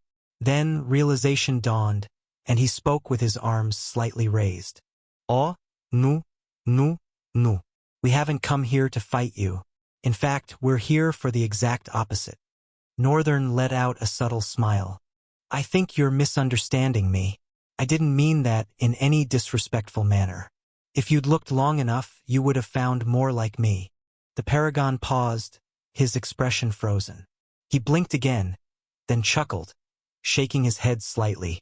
Either you're being too humble, or you're a man who enjoys being unreadable. Which is it? Northern shrugged, offering no response. Instead, he shifted his gaze toward his three subordinates, prompting the man to continue. But I digress. We're here for a reason, after all. We heard of your heroic deeds on your way here, how you helped and saved the civilians on your own. Northern nodded slightly as he listened, though the word heroic deeds felt uncomfortable in his ears. He pushed the discomfort aside, refocusing on the conversation. Please, if you will, can you tell us more about the event? How exactly did you traverse the mountain? What was your purpose for coming to Lithia? Northern glanced around briefly, and before he could respond, Rizel spoke again. Of course not here. We came only because your subordinate, Byran, insisted that calling you over would be disrespectful. Instead, we had to come here to meet you. The last statement made Northern want to puke. Byran, Byran, Byran, Byran. He could almost see how insistent and domineering the Sword King must have been about the matter. A sudden wave of second-hand embarrassment hit him, draining the color from his face. With a sigh, he ran a palm over his face before briefly shooting a death glare at Byran, who in turn grinned with satisfaction. Then, composing himself, he turned back to Paragon Rizel with a calm expression. All right, let's do that. The Paragon smiled and extended a hand. My name is Rizel, but you can call me Burning Storm. Northern hesitated for a moment before clasping the man's hand. A flicker of surprise still lingered on his face, and Rizel noticed it. Burning Storm? Is that a nickname? He spoke casually, masking the fact that he already knew the man's true name. Rizel shook his head, his smile unwavering, as he retracted his hand. It is my true name. The moment you become a paragon, your true name becomes clearer to you. I believe it plays an even greater role as you ascend to a luminary, a transcendent, and eventually a zenith. In fact, I dare say, it could be the very essence of that pinnacle, something most drifter overlook. He stepped forward, speaking with a natural cadence, as if revealing something fundamental yet often dismissed. Northern, meanwhile, was impressed. He had never encountered a drifter who spoke with such insight on true names. Many disregarded them, an intrinsic part of their existence they didn't fully comprehend. But Rizel had posed an intriguing thought, and it made Northern wonder, was the difficulty in ascending the higher ranks tied to this very ignorance? Were people failing to grasp their own essence, blinded by the pursuit of power instead of understanding their true name? He wanted to know more. He was about to speak when Rizel's voice cut through his thoughts. I didn't quite get your name? Northern blinked, then responded smoothly. Oh, my name is Rian. Rian Artemis Lael. Rizel fell silent for a few moments, seemingly lost in thought. By now, they had begun climbing the stairs. Rian, are you from the Empire? Northern tilted his head slightly. No, not really. Then you must be from a prestigious family, one whose existence cannot be extinguished. Northern shook his head. No, not at all. The Paragon turned to look at him as they walked, his expression darkening into a frown. Then I suggest you speak of your name less and less. A golden radiance suddenly broke through the shadow of his expression, and his eyes lit up with a strange, almost joyous energy. As for me, though, Rizel's voice took on an amused lilt. I shall refer to you as Ral. Rian, Artemis, Lael, Ral. What do you think, Sir Ral? Northern wasn't sure how to respond. The man was too charismatic, too effortlessly disarming. It was, in fact, very awkward listening to him craft a nickname out of nowhere with such enthusiasm. He let out a sheepish chuckle, silently thanking his stars that they were finally stepping into a room. The space was bathed in warm golden light, casting a soft glow over what once might have been a lounge. but the stacks of luggage piled into the corners stripped it of its intended elegance, turning it into something far less refined. The Paragon took a seat in a red plush chair and gestured for Northern to do the same. Another identical chair sat opposite him, separated only by a cracked glass table. Northern lowered himself soundlessly, his focus settling on the Paragon, who relaxed into his seat, swinging one leg over the other. His expression held an amused, almost unreadable smile as he studied Northern. Behind Northern, Byran, Jesai, and Linus stood rigidly, mirroring the stance of the Paragon's 4 subordinates behind him. The symmetry of the standoff created a subtle but unmistakable tension. A quiet, competitive energy stirred in the background, one the 2 main figures remained oblivious to. Then, the Paragon spoke, his voice tinged with intrigue. "Please, have the floor." Northern exhaled slowly. He wasn't quite sure where to begin, but he spoke anyway. "I joined a caravan that was supposed to transport some goods here." That single sentence made Rizel lean away from his chair, his expression shifting in an instant, darkening with urgency. "The caravan? The goods? Did they make it?" Northern frowned slightly. The reaction was intense, more intense than he had expected. For a moment, he was speechless, processing the sudden weight of the man's gaze. After a brief hesitation, he finally answered, "Yes, they are." Rizel's eyes flashed with joy. He nodded once, twice, before exhaling in what almost sounded like relief. "Great, great. It seems the stars are smiling upon us. We might be able to survive after all." Chapter 8:14, The Loss of Lithia. Of course, it made sense. The goods they had transported were that important, so crucial that even a Paragon's mood could be so drastically lifted by their safe arrival. Paragon Rizel's joy was genuine, making Northern genuinely curious about the nature of the goods themselves. But beyond that curiosity, something gnawed at him, sharp and unrelenting, like the jagged edges of a rake scraping against his mind.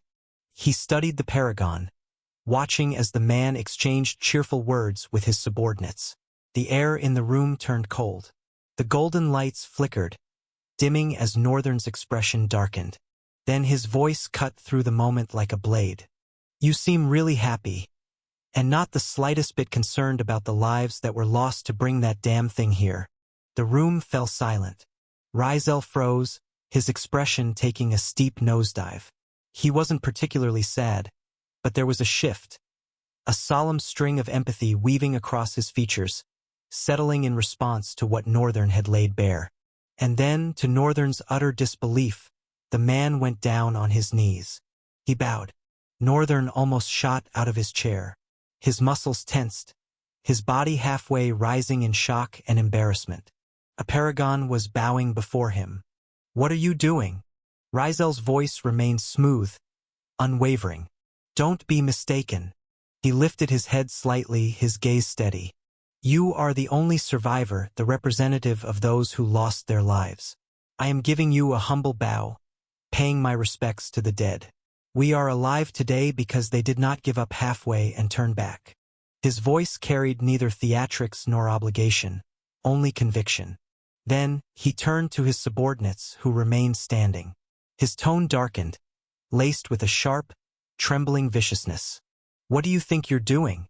Immediately, all of them dropped to the ground. They bowed. Northern watched, silent for several seconds. Short of words, a Paragon in this era anywhere in the world was the pinnacle of authority, the apex of power, standing above kings and queens, unless the ruler was a Paragon themselves. They dictated the rules. Society bent to accommodate them. Such an existence had no need to lower themselves before anyone.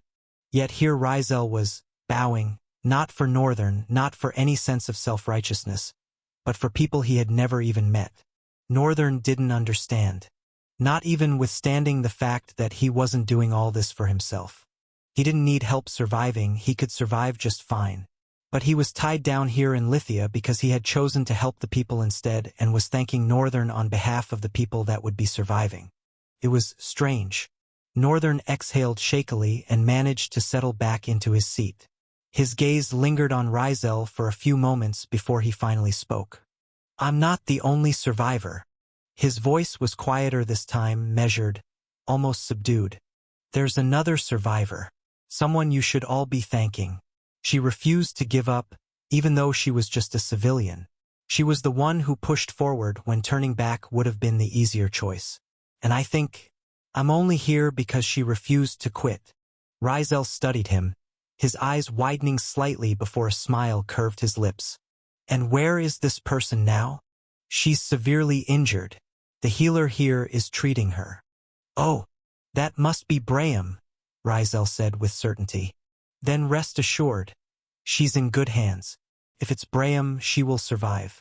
And I will personally thank her for her indomitable spirit. Rizel then stood, stretching slightly before slumping back into his chair, his gaze settling on Northern with silent contemplation. Then, cautiously, he asked, So, where are the goods? His expression was so careful, so genuinely puzzled, that Northern had to work extra hard to suppress a laugh. Rizel looked like a man who didn't want to be rude, but at the same time, was completely confused. Northern cleared his throat slightly. Don't worry, they're in a safe place. But there's something far more important I need to discuss with you. The light-hearted confusion in Rizel's face faded instantly. He studied Northern for a long moment, then gave a small nod. All right, go ahead. Northern's expression grew stern. First, I want to be sure.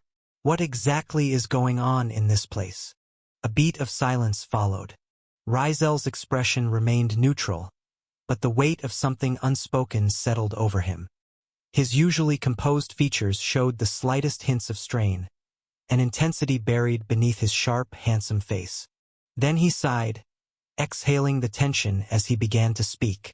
About a month and 2 weeks ago, we were attacked by monsters, a lot of them, too many for a single assault. His voice carried a heavy edge now, the weight of those words lingering. The attack came mostly from the sea, but there were others from the sky, from the land. His jaw tightened slightly. It wasn't just an assault. It was an invasion, one we were powerless against. Rizel's voice was calm, but the weight behind his words was unmistakable. The only reason the city still stands is because of its natural defenses. And, of course, because I was there. But even then, I couldn't save everyone. I only managed to save as many as I did because of the wonder of Lithia itself. Northern tilted his head slightly.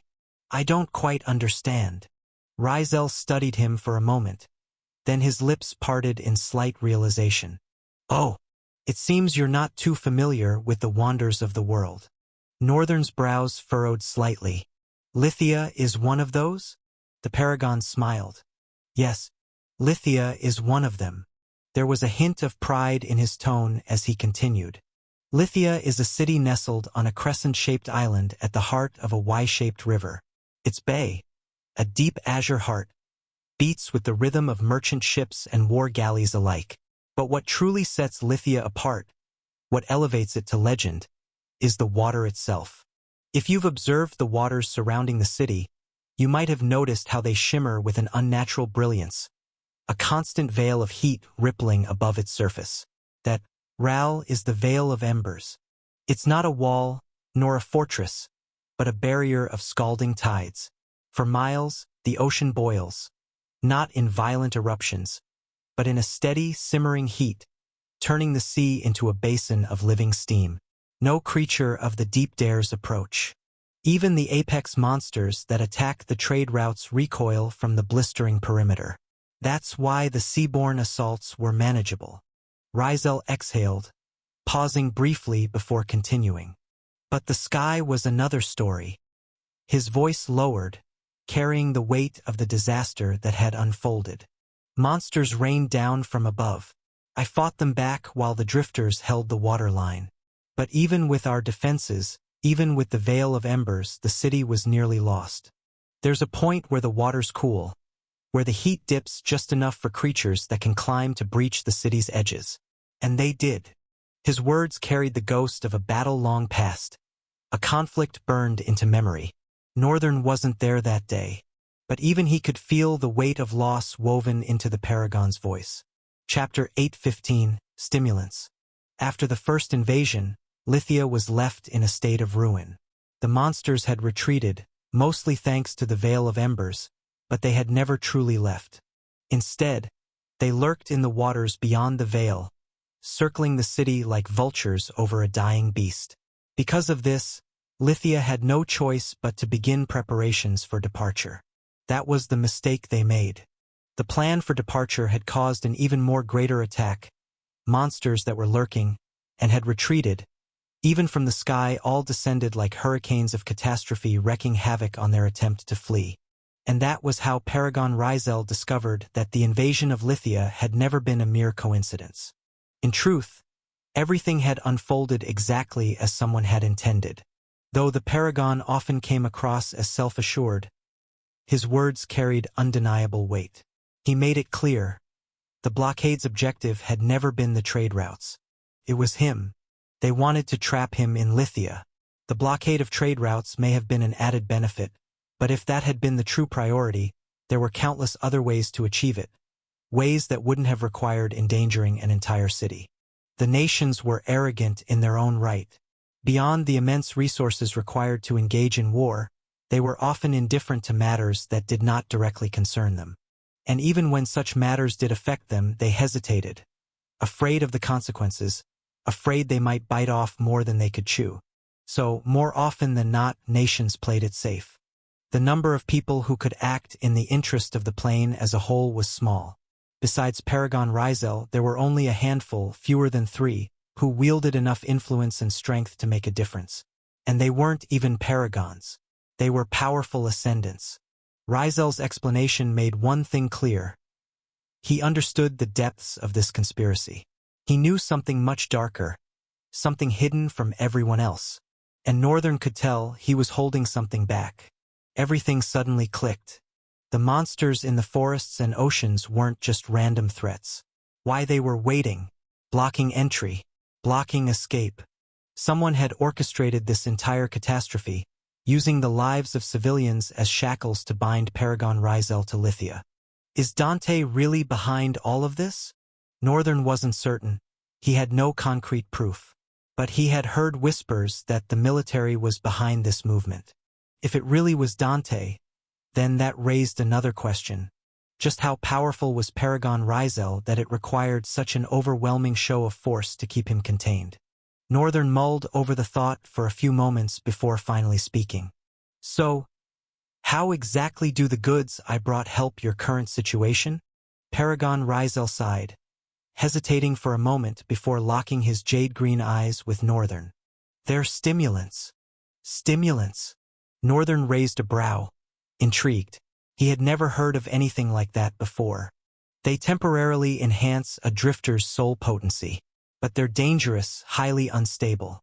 If taken too frequently, they can cause irreversible soul damage. It's more of an addiction these days. Like drugs? Northern frowned, digesting the Paragon's words before responding. When you say it increases a drifter's soul potency, are you saying? Rizel nodded before Northern could finish. Yes, rank. A drifter can temporarily ascend by 1 rank. If taken in excess, they might even jump 2 ranks. Northern's eyes widened, his posture straightening. So we already have people reaching radiant rank? Aye. It's not that easy. Rizel waved his hand dismissively. No, we don't. Northern leaned back, his lips downturning in disappointment. It's not even possible to become a paragon or an ascendant with this, Rizel clarified. Northern tilted his head slightly. So it only works on weaker drifters? What happens if a sage takes it? Rizel exhaled through his nose. The level of essence saturation required for a sage to ascend to an ascendant is immense. And for an ascendant to reach paragon? Impossible. His voice turned grave. When one becomes a paragon, they face an unbreakable wall. Their soul core becomes a vast, hollow world. One that demands endless essence to fill. And the more you kill, the deeper that world becomes. He gestured sharply, signaling one of his subordinates for a drink before turning back to Northern. This stimulant, whoever made it, I don't know how they did it, but it artificially fills a drifter's core with essence. Not real essence, but something close enough to hold weight in the central plains. He leaned forward slightly. However, the mimicry it provides is never sufficient for a sage to temporarily rise to ascendant. And for an ascendant to reach evanescent? Out of the question. He paused, then added, that said, it still affects sages and ascendants. Their attacks become exponentially more devastating. Northern nodded. I see. I guess that makes sense. He paused for a moment, his gaze unfocused, thoughts drifting. Then, snapping back to the present, he turned to the Paragon, who had just received a glass of water and was bringing it to his lips. So, who is the supplier of these stimulants? Paragon Rizel gulped down a large portion of water, exhaling with a satisfied sigh. I don't know, really, but whoever they are, they must be stinking rich. These things cost a fortune. Northern remained silent, watching the Paragon impassively. At the same time, a question gnawed at him. Why, in this God's-forsaken world, was Roma after those things? She seemed to know exactly what they could do. But was she trying to use them? That didn't make any sense. Northern didn't believe she'd do something that reckless. Besides, the stimulants wouldn't even work on her. So maybe she was tracking them for another reason. And maybe, just maybe, she knew the supplier. As Northern sank deeper into thought, Paragon Rizel studied him, his jade-green eyes flickering with realization. He signaled to one of his subordinates, who left briefly and returned with another glass of water. The man placed it in front of Northern. Northern raised a brow subtly, then smiled. I'm not particularly thirsty, but thank you. Still, he picked up the glass and drank. The moment the cool liquid hit his throat, an alarm erupted, shrill, relentless, slicing through Lithia like a blade of despair. Northern pulled the glass away from his lips, his eyes shifting toward the window. But before he could even glance outside, he noticed something else. The change in the air. The atmosphere in the room shifted.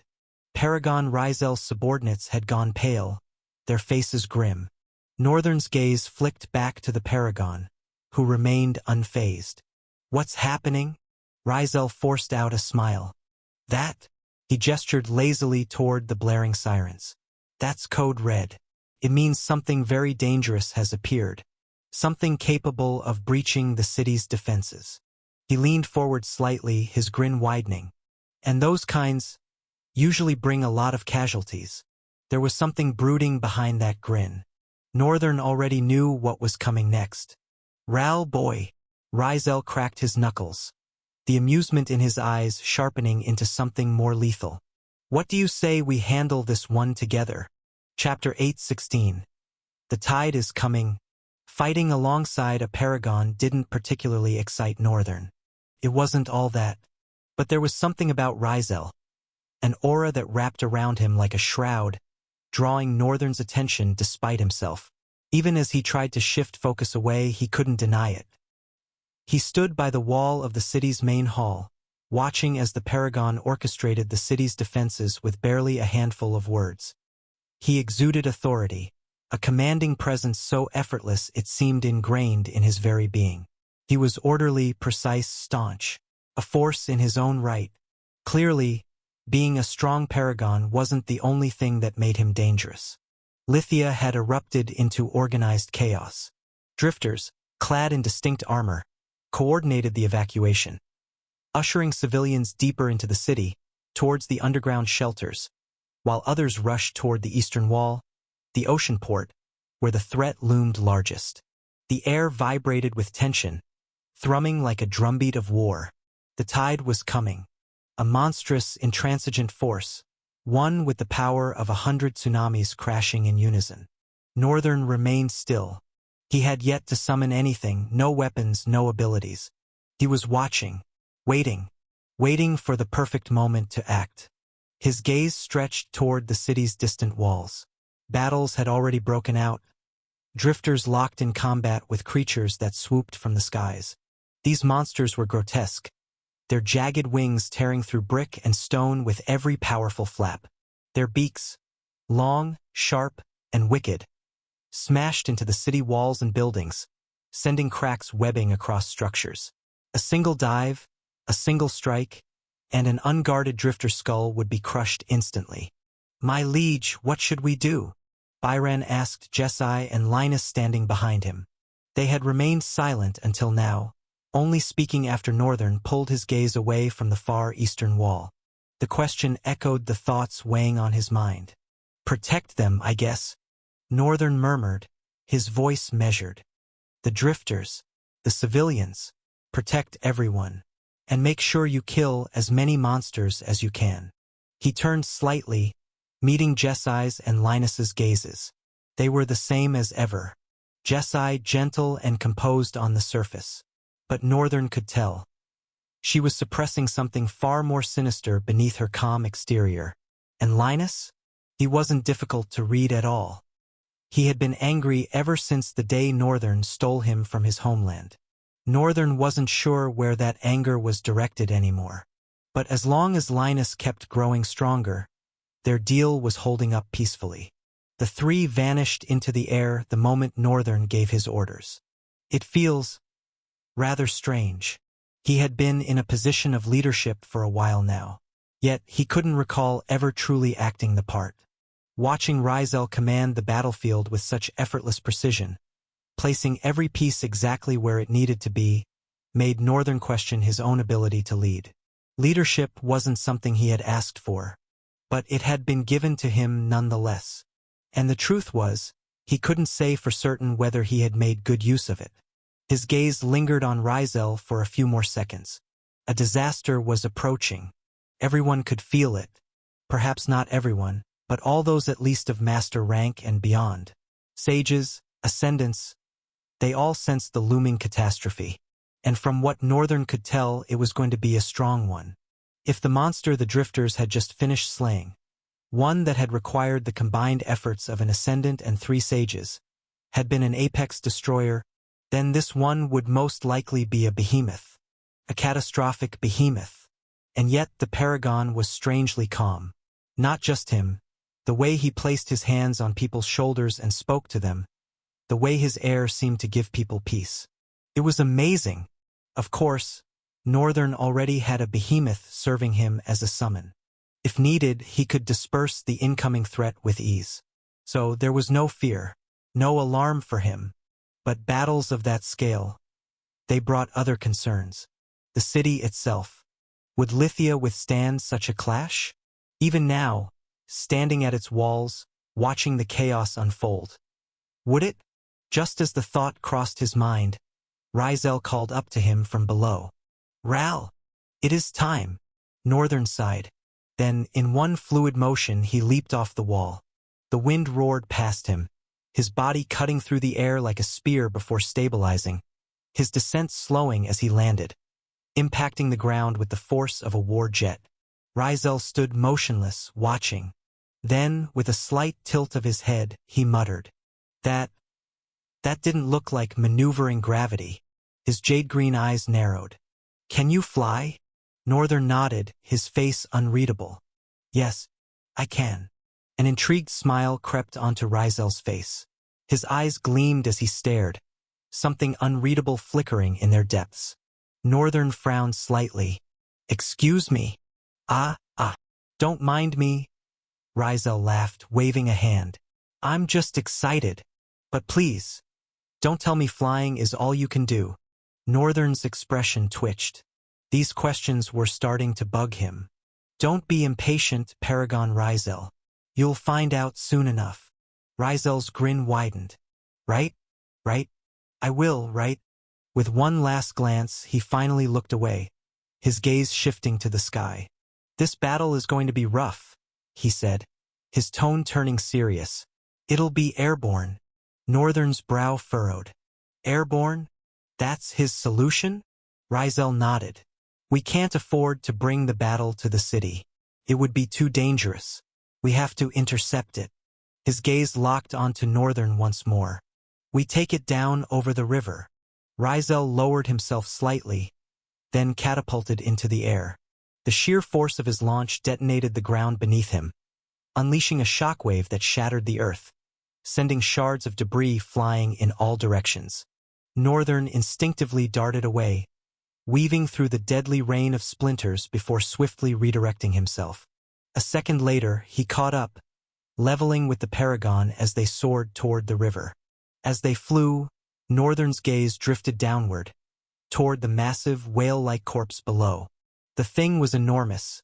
Its lifeless body stretched across a portion of the river, its hide an obsidian black that shimmered with a strange, sinister luster.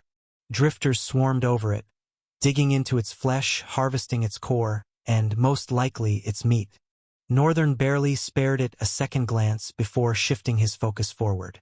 That creature alone had required a team, a single ascendant, 3 sages, and several savants, masters, nomads, drifters to bring down. The one they were heading toward was far stronger, and all they had were a paragon and a sage. Northern frowned. He could speak for himself. But the sage? His thoughts froze. Wait, I'm the sage. He exhaled through his nose, mildly annoyed at his own natural tendency to assume everyone was beneath him.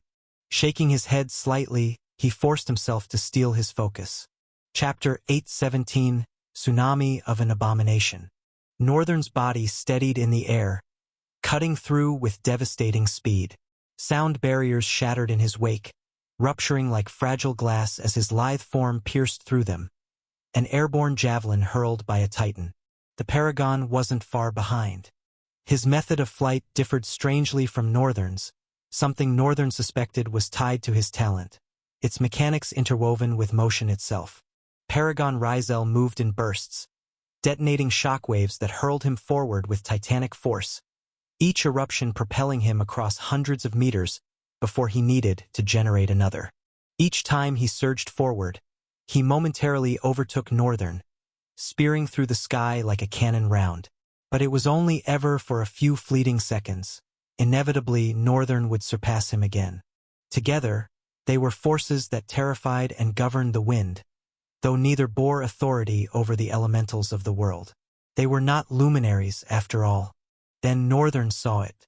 A creeping sense of foreboding thickened the air, pressing in like an invisible hand around his throat. The further they had traveled, the heavier the atmosphere had grown, darkening, twisting until now. This place was the crux of that darkness. He halted mid-air, stopping so abruptly that the wind bucked and twisted, recoiling at the sudden defiance of motion. Rizel reached him a second later, suspending himself in the same impossible manner. Only, his stillness was different. His motion, precise and absolute, disturbed nothing. Where Northern had interrupted the wind, Rizel seemed to command his body alone, as if his talent applied only to himself, never the world around him. Northern stared forward, his face grim. The Paragon, in contrast, was unmoved. There was no trace of alarm in his expression, only an unsettling calm, as though he were witnessing something profoundly intriguing. Northern had fought a behemoth before, but this was something else. It was bigger, felt bigger, less a monster, more a natural disaster, something beyond form, beyond recognition. The rivers below weren't merely disturbed. They convulsed. Waves folded and collapsed upon themselves, stretching unnaturally, curling like the grip of some unseen gargantuan. The water twisted in chaotic destruction, not as if something were inside it, but as if the water itself had become the monster.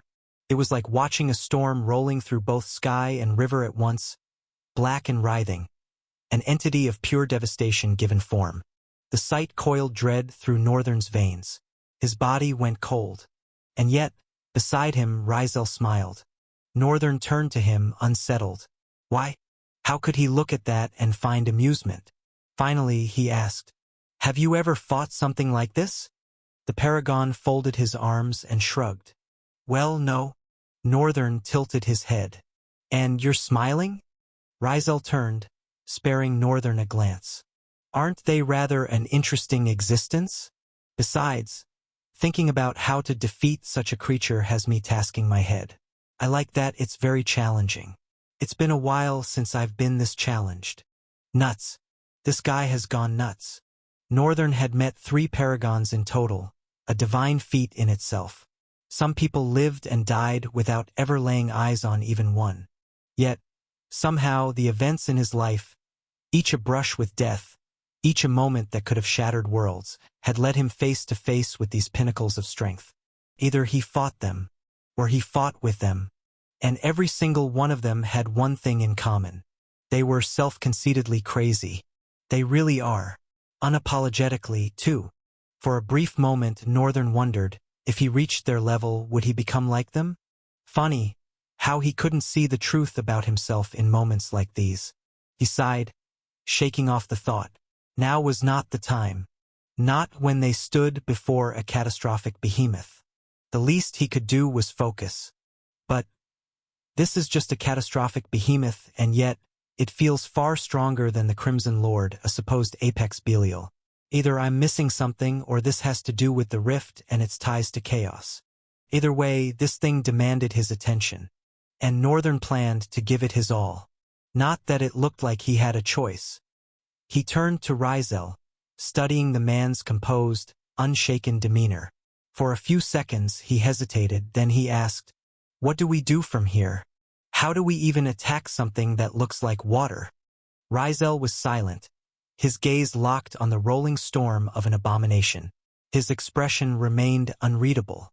Finally he blinked, tore his eyes from the beast, looked at Northern. "I think the first question we should be asking is..." His lips curled into something that wasn't quite a smile. "How do we survive a tsunami?" Northern tilted his head. "What do you mean?" Rizel's gaze returned to the churning disaster before them. Behemoths are different from the lower-rank monsters. They share a bond with the world, albeit in a defiling manner. But a bond is a bond nevertheless. Northern's brows furrowed.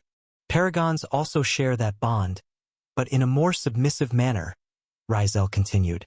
We feel the world, connect to it. That connection influences our essence, its nature, its form. And because of that connection, we can do something called essence manifestation. He paused, taking a slow, unhurried breath. Ahead of them, the raging waters trembled forward, albeit slowly, like a predator savoring its approach. To put it simply, Rizel resumed, a paragon can create principles and laws, though they remain subjective to certain conditions of the world. Northern's mind processed those words, and suddenly, understanding dawned. So that's it. That's the answer. The thing that set paragons apart. The reason for their strength. Essence manifestation. A unique ability, one rarely ever seen. Maybe he'd get to see one today. Rizel continued, oblivious to Northern's thoughts. But for a behemoth, especially when they evolve to a catastrophe level, it becomes far more menacing. His eyes gleamed. Their manifestation isn't subjective to the world's conditions. He paused grimly. It drives them. Northern's chest tightened. He turned his gaze back to the monstrous tide before them. Its abyssal waves stretching higher and higher, swallowing the sky, devouring the river. Rizel exhaled. This tsunami, Ral, his voice was measured, calm, is as dangerous as any tsunami in the world. Or perhaps even worse. His head tilted slightly. Have you ever been hit by a tsunami, Ral? Northern's breath hitched. Rizel's smile sharpened. Get ready to be hit by one. Chapter 818. The Catastrophic Tsunami, Part 1. Northern was slightly confused, but he could understand, to an extent, what the paragon meant when he said they were about to be hit by a tsunami. True, he had never been struck by a tsunami before, but how bad could it be? Then, the pressure dropped so rapidly his ears popped, followed by a sudden weightlessness, as if the air itself had been yanked away. The tsunami wasn't just rising anymore. It was pulling them in. A greedy vacuum, dragging everything toward it before the inevitable crash. The sky darkened further, clouds spiraling inward as if devoured by the monstrous force growing before them. Don't fight the pull, Rizel called out, his voice impossibly calm despite the deafening roar building around them. Use it. Northern's muscles tensed. Use it? How could one use a force like this? Then, with horrifying suddenness, the tsunami surged. It didn't just move, it erupted. A wall of black water, hundreds of meters high, accelerating with an unnatural, impossible speed. Its surface churned, twisted, and writhed, shapes forming and vanishing in an instant.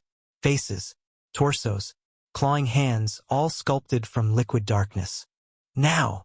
Rizel shouted, and then he was gone. Not fled. Northern saw him hurtling toward the incoming destruction, his body tearing through the air, shockwaves exploding in his wake. Northern cursed under his breath. Was this paragon truly insane?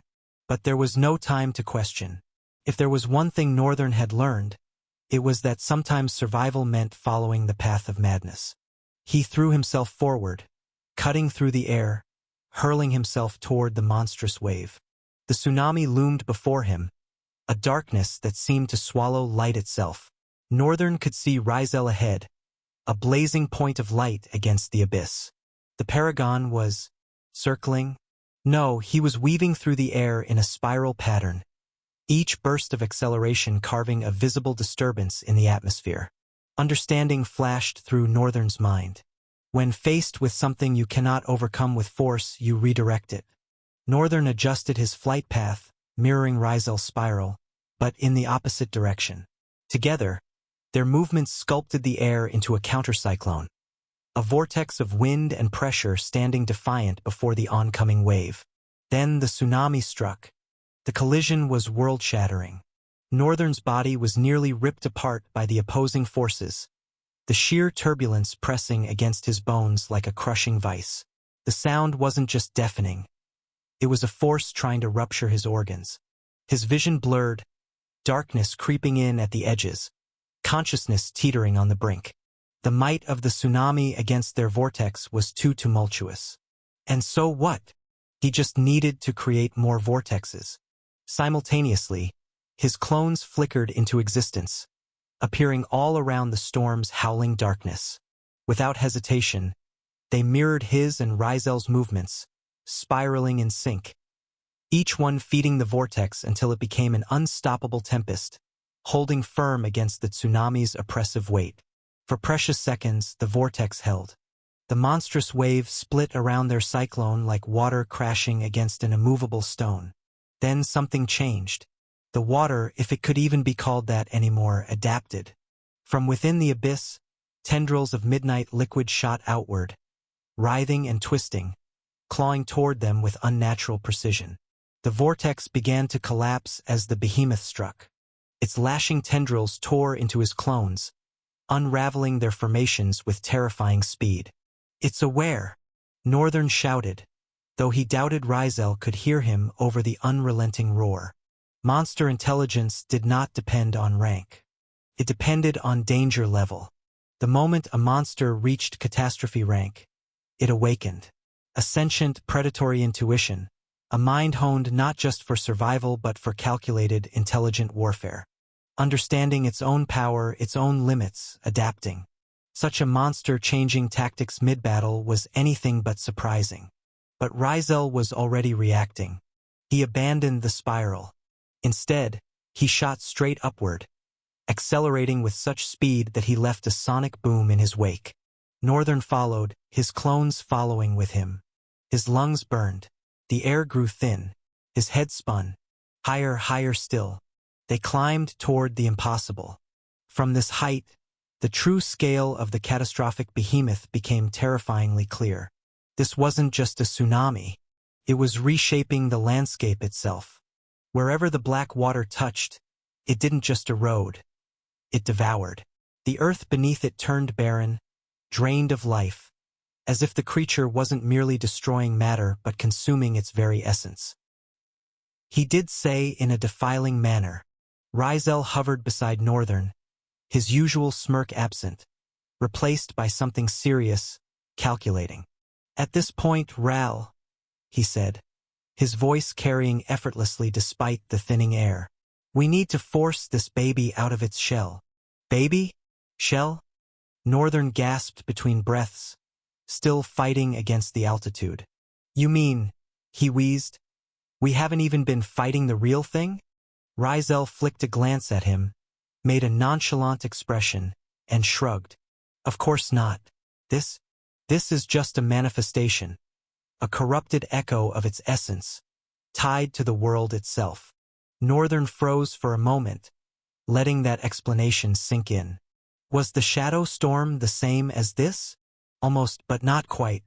The shadow storm was a walking mass of soul, a creature of pure spirit. If one had a weapon capable of soul damage, it could be torn apart. But this was different, a walking natural disaster. And now they faced the most critical question. How do you make the monster reveal its true body? Northern exhaled sharply, bracing against the relentless winds that suddenly rose tremendously, threatening to rip the world apart with its howl. He called out, forcing his voice to reach Rizel. So how do we achieve that? Huh. I said, how do we make it show its real body? Rizel grinned. Isn't it obvious? We dive into the deepest point of its shell. Northern narrowed his eyes. It sounded plausible. It also sounded insanely dangerous. But too dangerous. When had anything ever been safe for him? All the talents he had accumulated, weren't they meant for a moment like this? Rizel's voice rang through the howling winds. So the game plan is, I go in, lure it out, I'll be the bait. You make sure I don't get eaten. Northern heard him loud and clear, and he didn't like it. His muscles tensed. A change was overdue. He took a deep breath, then raised his voice even higher. How about this instead? I go in, and you make sure I don't get eaten. Chapter 819. The Catastrophic Tsunami, Part 2. Northern's decision to dive into the heart of the storm had been solely his own. Of course, there was the lingering temptation, the reckless urge to experience vulnerability once again, to trust his back to someone else. But even as he entertained the thought, he knew it wasn't the whole truth. Because a catastrophic behemoth, no matter how dangerous, could not kill him. If he alone wasn't enough, he had far too many souls within his arsenal to rely on. The idea of his own defeat was inconceivable, let alone his demise. It wasn't arrogance. It was simply fact. And if nothing else, the look on Rizel's face made it all worthwhile. For the briefest moment, the Paragon's carefully maintained mask of casual confidence cracked, revealing something Northern hadn't expected, genuine surprise. And then, just as quickly, that surprise melted into something else. Respect. You sure about that, Ral? Rizel shouted over the howling winds, his eyes assessing Northern with newfound interest. Once you're in, I can't guarantee what you'll find. Northern laughed, a sound that felt foreign even to himself. When had he last truly laughed in battle? That's the point, he called back. I've faced the unknown before, many times. There was no need for further discussion. Northern turned his gaze downward, toward the behemoth's ever-expanding mass. The monster's presence had warped the landscape beyond recognition, its manifestations stretching across miles of terrain in writhing, oily darkness. From this altitude, he could see intricate patterns shifting within its chaotic surface, currents spiraling inward toward a singular point. A core of some sort. Northern inhaled deeply, centering himself. Just make sure you're ready to pull me out if this goes sideways. He didn't believe he just said that either. Trying not to cringe, he let himself fall. The wind screamed past his ears as he plummeted toward the abyss below. He streamlined his body, slicing through the air like an arrow, accelerating at a pace that even his own clones struggled to match. More of them formed around him, moving instinctively to shield his descent. The behemoth sensed him. Tendrils of blackened liquid shot upward, writhing and snapping with unnerving precision. Northern didn't evade, not yet. He needed to appear vulnerable, to bait the creature into fully focusing on him. The first tendril lashed through the air, narrowly missing his shoulder as he twisted to maintain his trajectory. A second erupted from the left, this one he allowed to graze his skin. The pain was immediate. A searing burn spread across his shoulder, the liquid leaving behind a sensation akin to acid eating through flesh. Strange. It hurt, yet it was different from a typical attack. There was no malice behind it, no hostile intent pressing against his senses. That was it. Nature. This wasn't an attack from the monster itself, but rather an extension of its very existence. And because nature carried no intent, the void force, and even his danger sense, failed to register it as a threat. But that was precisely what he had wanted. Perfect. Now you see me. More tendrils burst forth, a growing forest of writhing darkness reaching to ensnare him.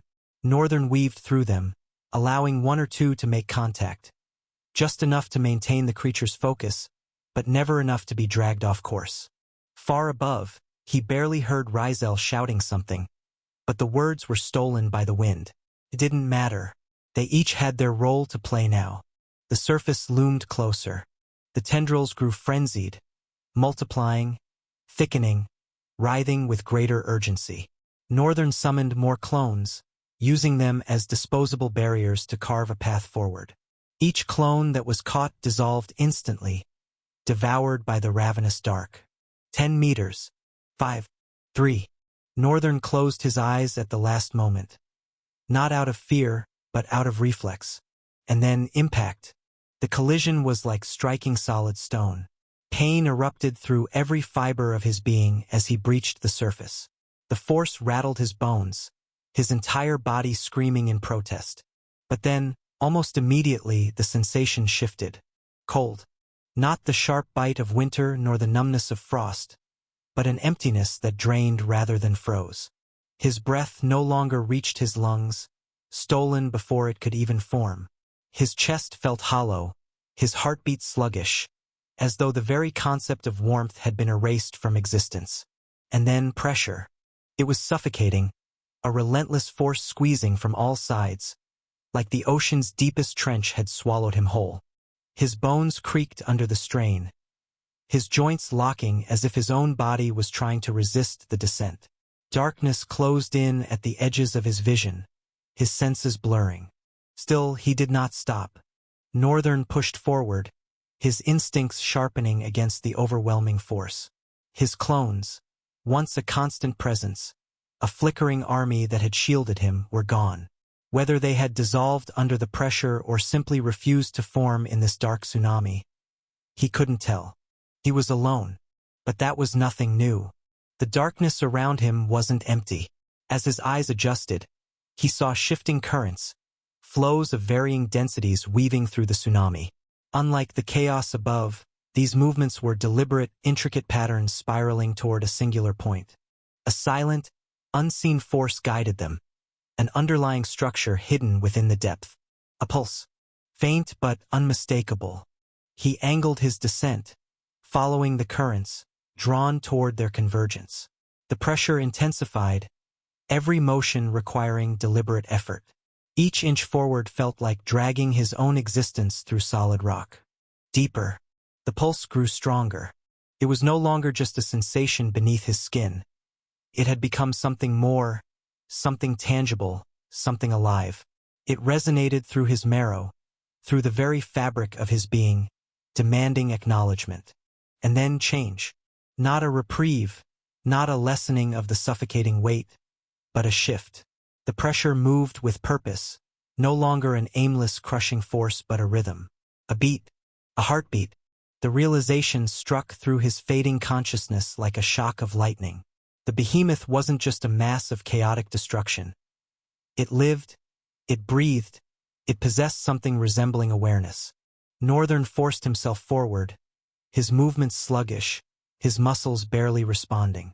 He chased the pulse, his instincts sharpening despite the fog creeping into his mind. With every meter he descended, the pressure grew more unbearable, each inch forward demanding more than his body had left to give. The darkness thickened, pressing against him, wrapping around his limbs like unseen hands dragging him into oblivion. Then, just when he thought he could go no further, the waves parted. He stumbled into something else entirely. A chasm within the roiling depths, a void inside the void. It was an unnatural stillness, a pocket of emptiness untouched by the chaos above. And at its heart, floating in the suffocating black, was something wrong, something evil. It was too grotesque for mortal eyes to comprehend, its very form shifting, rejecting definition. It pulsed with a sickly, unnatural light, each throb sending ripples through the surrounding nothingness. The space around it warped, twisted, as if reality itself recoiled at its presence. The behemoth's true form. Chapter 8:20. A profane recipe. Now that Northern had uncovered the catastrophic behemoth's true form, there was only one thing left to do: drag it out of its safe haven. But how exactly was he supposed to do that when this creature was the very embodiment of calamity, an amalgamation of all things vile and demonic? Its form was a grotesque fusion of bone and stone-like sinew, its ribcage gaping open as though it had been flayed from within, exposing an eerie luminescence that pulsed like a dying heartbeat. The blue glow inside was not light, but the illusion of it, an afterimage of something ancient and forsaken, flickering like an eldritch ember within the gaping ruin of its chest. Its so-called scales were jagged, cracked husks, blackened and encrusted with the remnants of the wretched things it had devoured. But the most abhorrent feature was the halo, a grotesque ring of rotting flesh and sinew, bound together by an unseen, malevolent force. It hovered above its horned brow, not as a beacon of divinity, but as a sickening emblem of unholy dominion, pulsing with the festering remnants of its past victims. The flesh twisted and oozed, eternally decaying yet never truly withering, dripping dark ichor into the waters below, polluting the river with its corruption.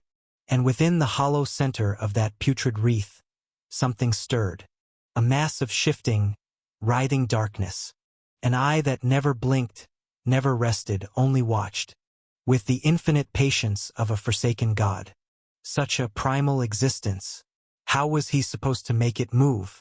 Then the answer surfaced. It wasn't complicated, not even difficult to think of, no matter how dull he might seem. He came here to be bait. All he had to do now was play that role, with all his heart, to a terrible fault. My strongest ability. Let me pull my strongest ability. Even that term was versatile. As far as strongest went, Northern could point to several abilities. His repertoire was vast, too vast. The flame ability would have been the most comfortable choice, but he had to consider their terrain, a river, a domain of endless water and storm, controlled by this grotesque weave of an abomination. He had been placed at a disadvantage, forced to fight within its sanctuary. So whatever he used to kill, it had to be something that would drive the behemoth mad. So mad that it would think of nothing else but chasing Northern. So mad that it would forsake its haven, mindlessly hunting him with the singular desire to sink its teeth into his seasoned flesh. What? My flesh is definitely not seasoned. What the hell? Northern sighed, shaking off the errant thought. He glanced downward, thinking hard. Maybe I should just try a new recipe. He nodded slightly to himself. The oppressive weight of where he stood was crushing. He didn't have all the time in the world. Breathing was getting harder, every second stretching like an eternity. But the suffocating depths did not burden him as much as they once would have, thanks to the necklace he had gotten from Hao in the Dark Continent. Still, he needed to act fast. He raised his hand and traced a small circle in the air. In that moment, space itself wavered. A ripple spread outward, expanding into a sphere that enveloped his form. A simple motion, yet one that had taken monumental effort to master, the void force of limitless void. The moment his reality separated from the oppressive depths, the burden lifted. Air rushed into his lungs, smooth and refreshing. He could breathe properly now and focus fully. Within the void force, Northern moved. His hands came together, molding something unseen. A blinding light ignited within his grasp. It shimmered pure, untamed. But then it shifted, glowing with a soft, radiant cantaloupe hue. The light blazed, fighting ferociously, struggling to tear through his grasp. But his hands were not the hands of an ordinary man. They were the hands of a divine sculptor. And everything, no matter how wild, how volatile, was subject to their will. His time at the forge had taught him much. He had come to understand fire, its vibrance, its ego, its raging defiance, and that understanding allowed him to merge it with ice. Then, finally, a radiant, dull yellow glow exploded into his fist. The air around him bent, crushed, dropped like molten liquid. Even his enhanced body, his unparalleled composition, began to smolder within the immolating collision of heat and cold. The final touch. His gaze was cold, indifferent. He watched his hands as, finally, an inky darkness burned, swallowing everything within his grasp. Fire, chaos, and void. All these elements, contradictory, volatile, irreconcilable, melded together, bound by the limitless potential of DIY. Even Northern was curious to see what would emerge from such a profane fusion. Slowly, he unclasped his hands. Light stretched outward, lengthening, refining itself into a long, thin spear. Gray, smooth, perfectly sculpted. The weapon hovered above him, its presence unervingly unassuming. With a flick of his fingers, the spear turned and faced the monstrosity. It looked ordinary, not forged of metal but molded, an anomaly given form. Its gray skin devoured everything around it, even the abyssal glow of the depths. The spear's edge aimed at the unholy abomination, trembling slightly. Northern's gaze was cold, indifferent. This will hurt a bit. The spear lunged. It tore through the water, parting the depths like air. Its trajectory was unwavering, a silver comet streaking through the abyss.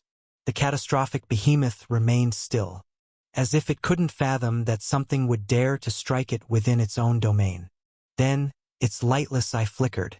A ripple of surprise, confusion, twisted through its malevolent consciousness. Too late, the spear struck. It pierced the luminescent cavity of its chest. No explosion, no detonation of force, just the soft, almost delicate sound of metal sinking into flesh, like a knife sliding into ripe fruit. And then, silence. Terrible, absolute silence. Even the ambient hum of the abyss vanished. Northern's eyes narrowed. 3, 2, 1. Congratulations. You have slain a catastrophic behemoth, the boneless sea. You have gained 14 talent fragments.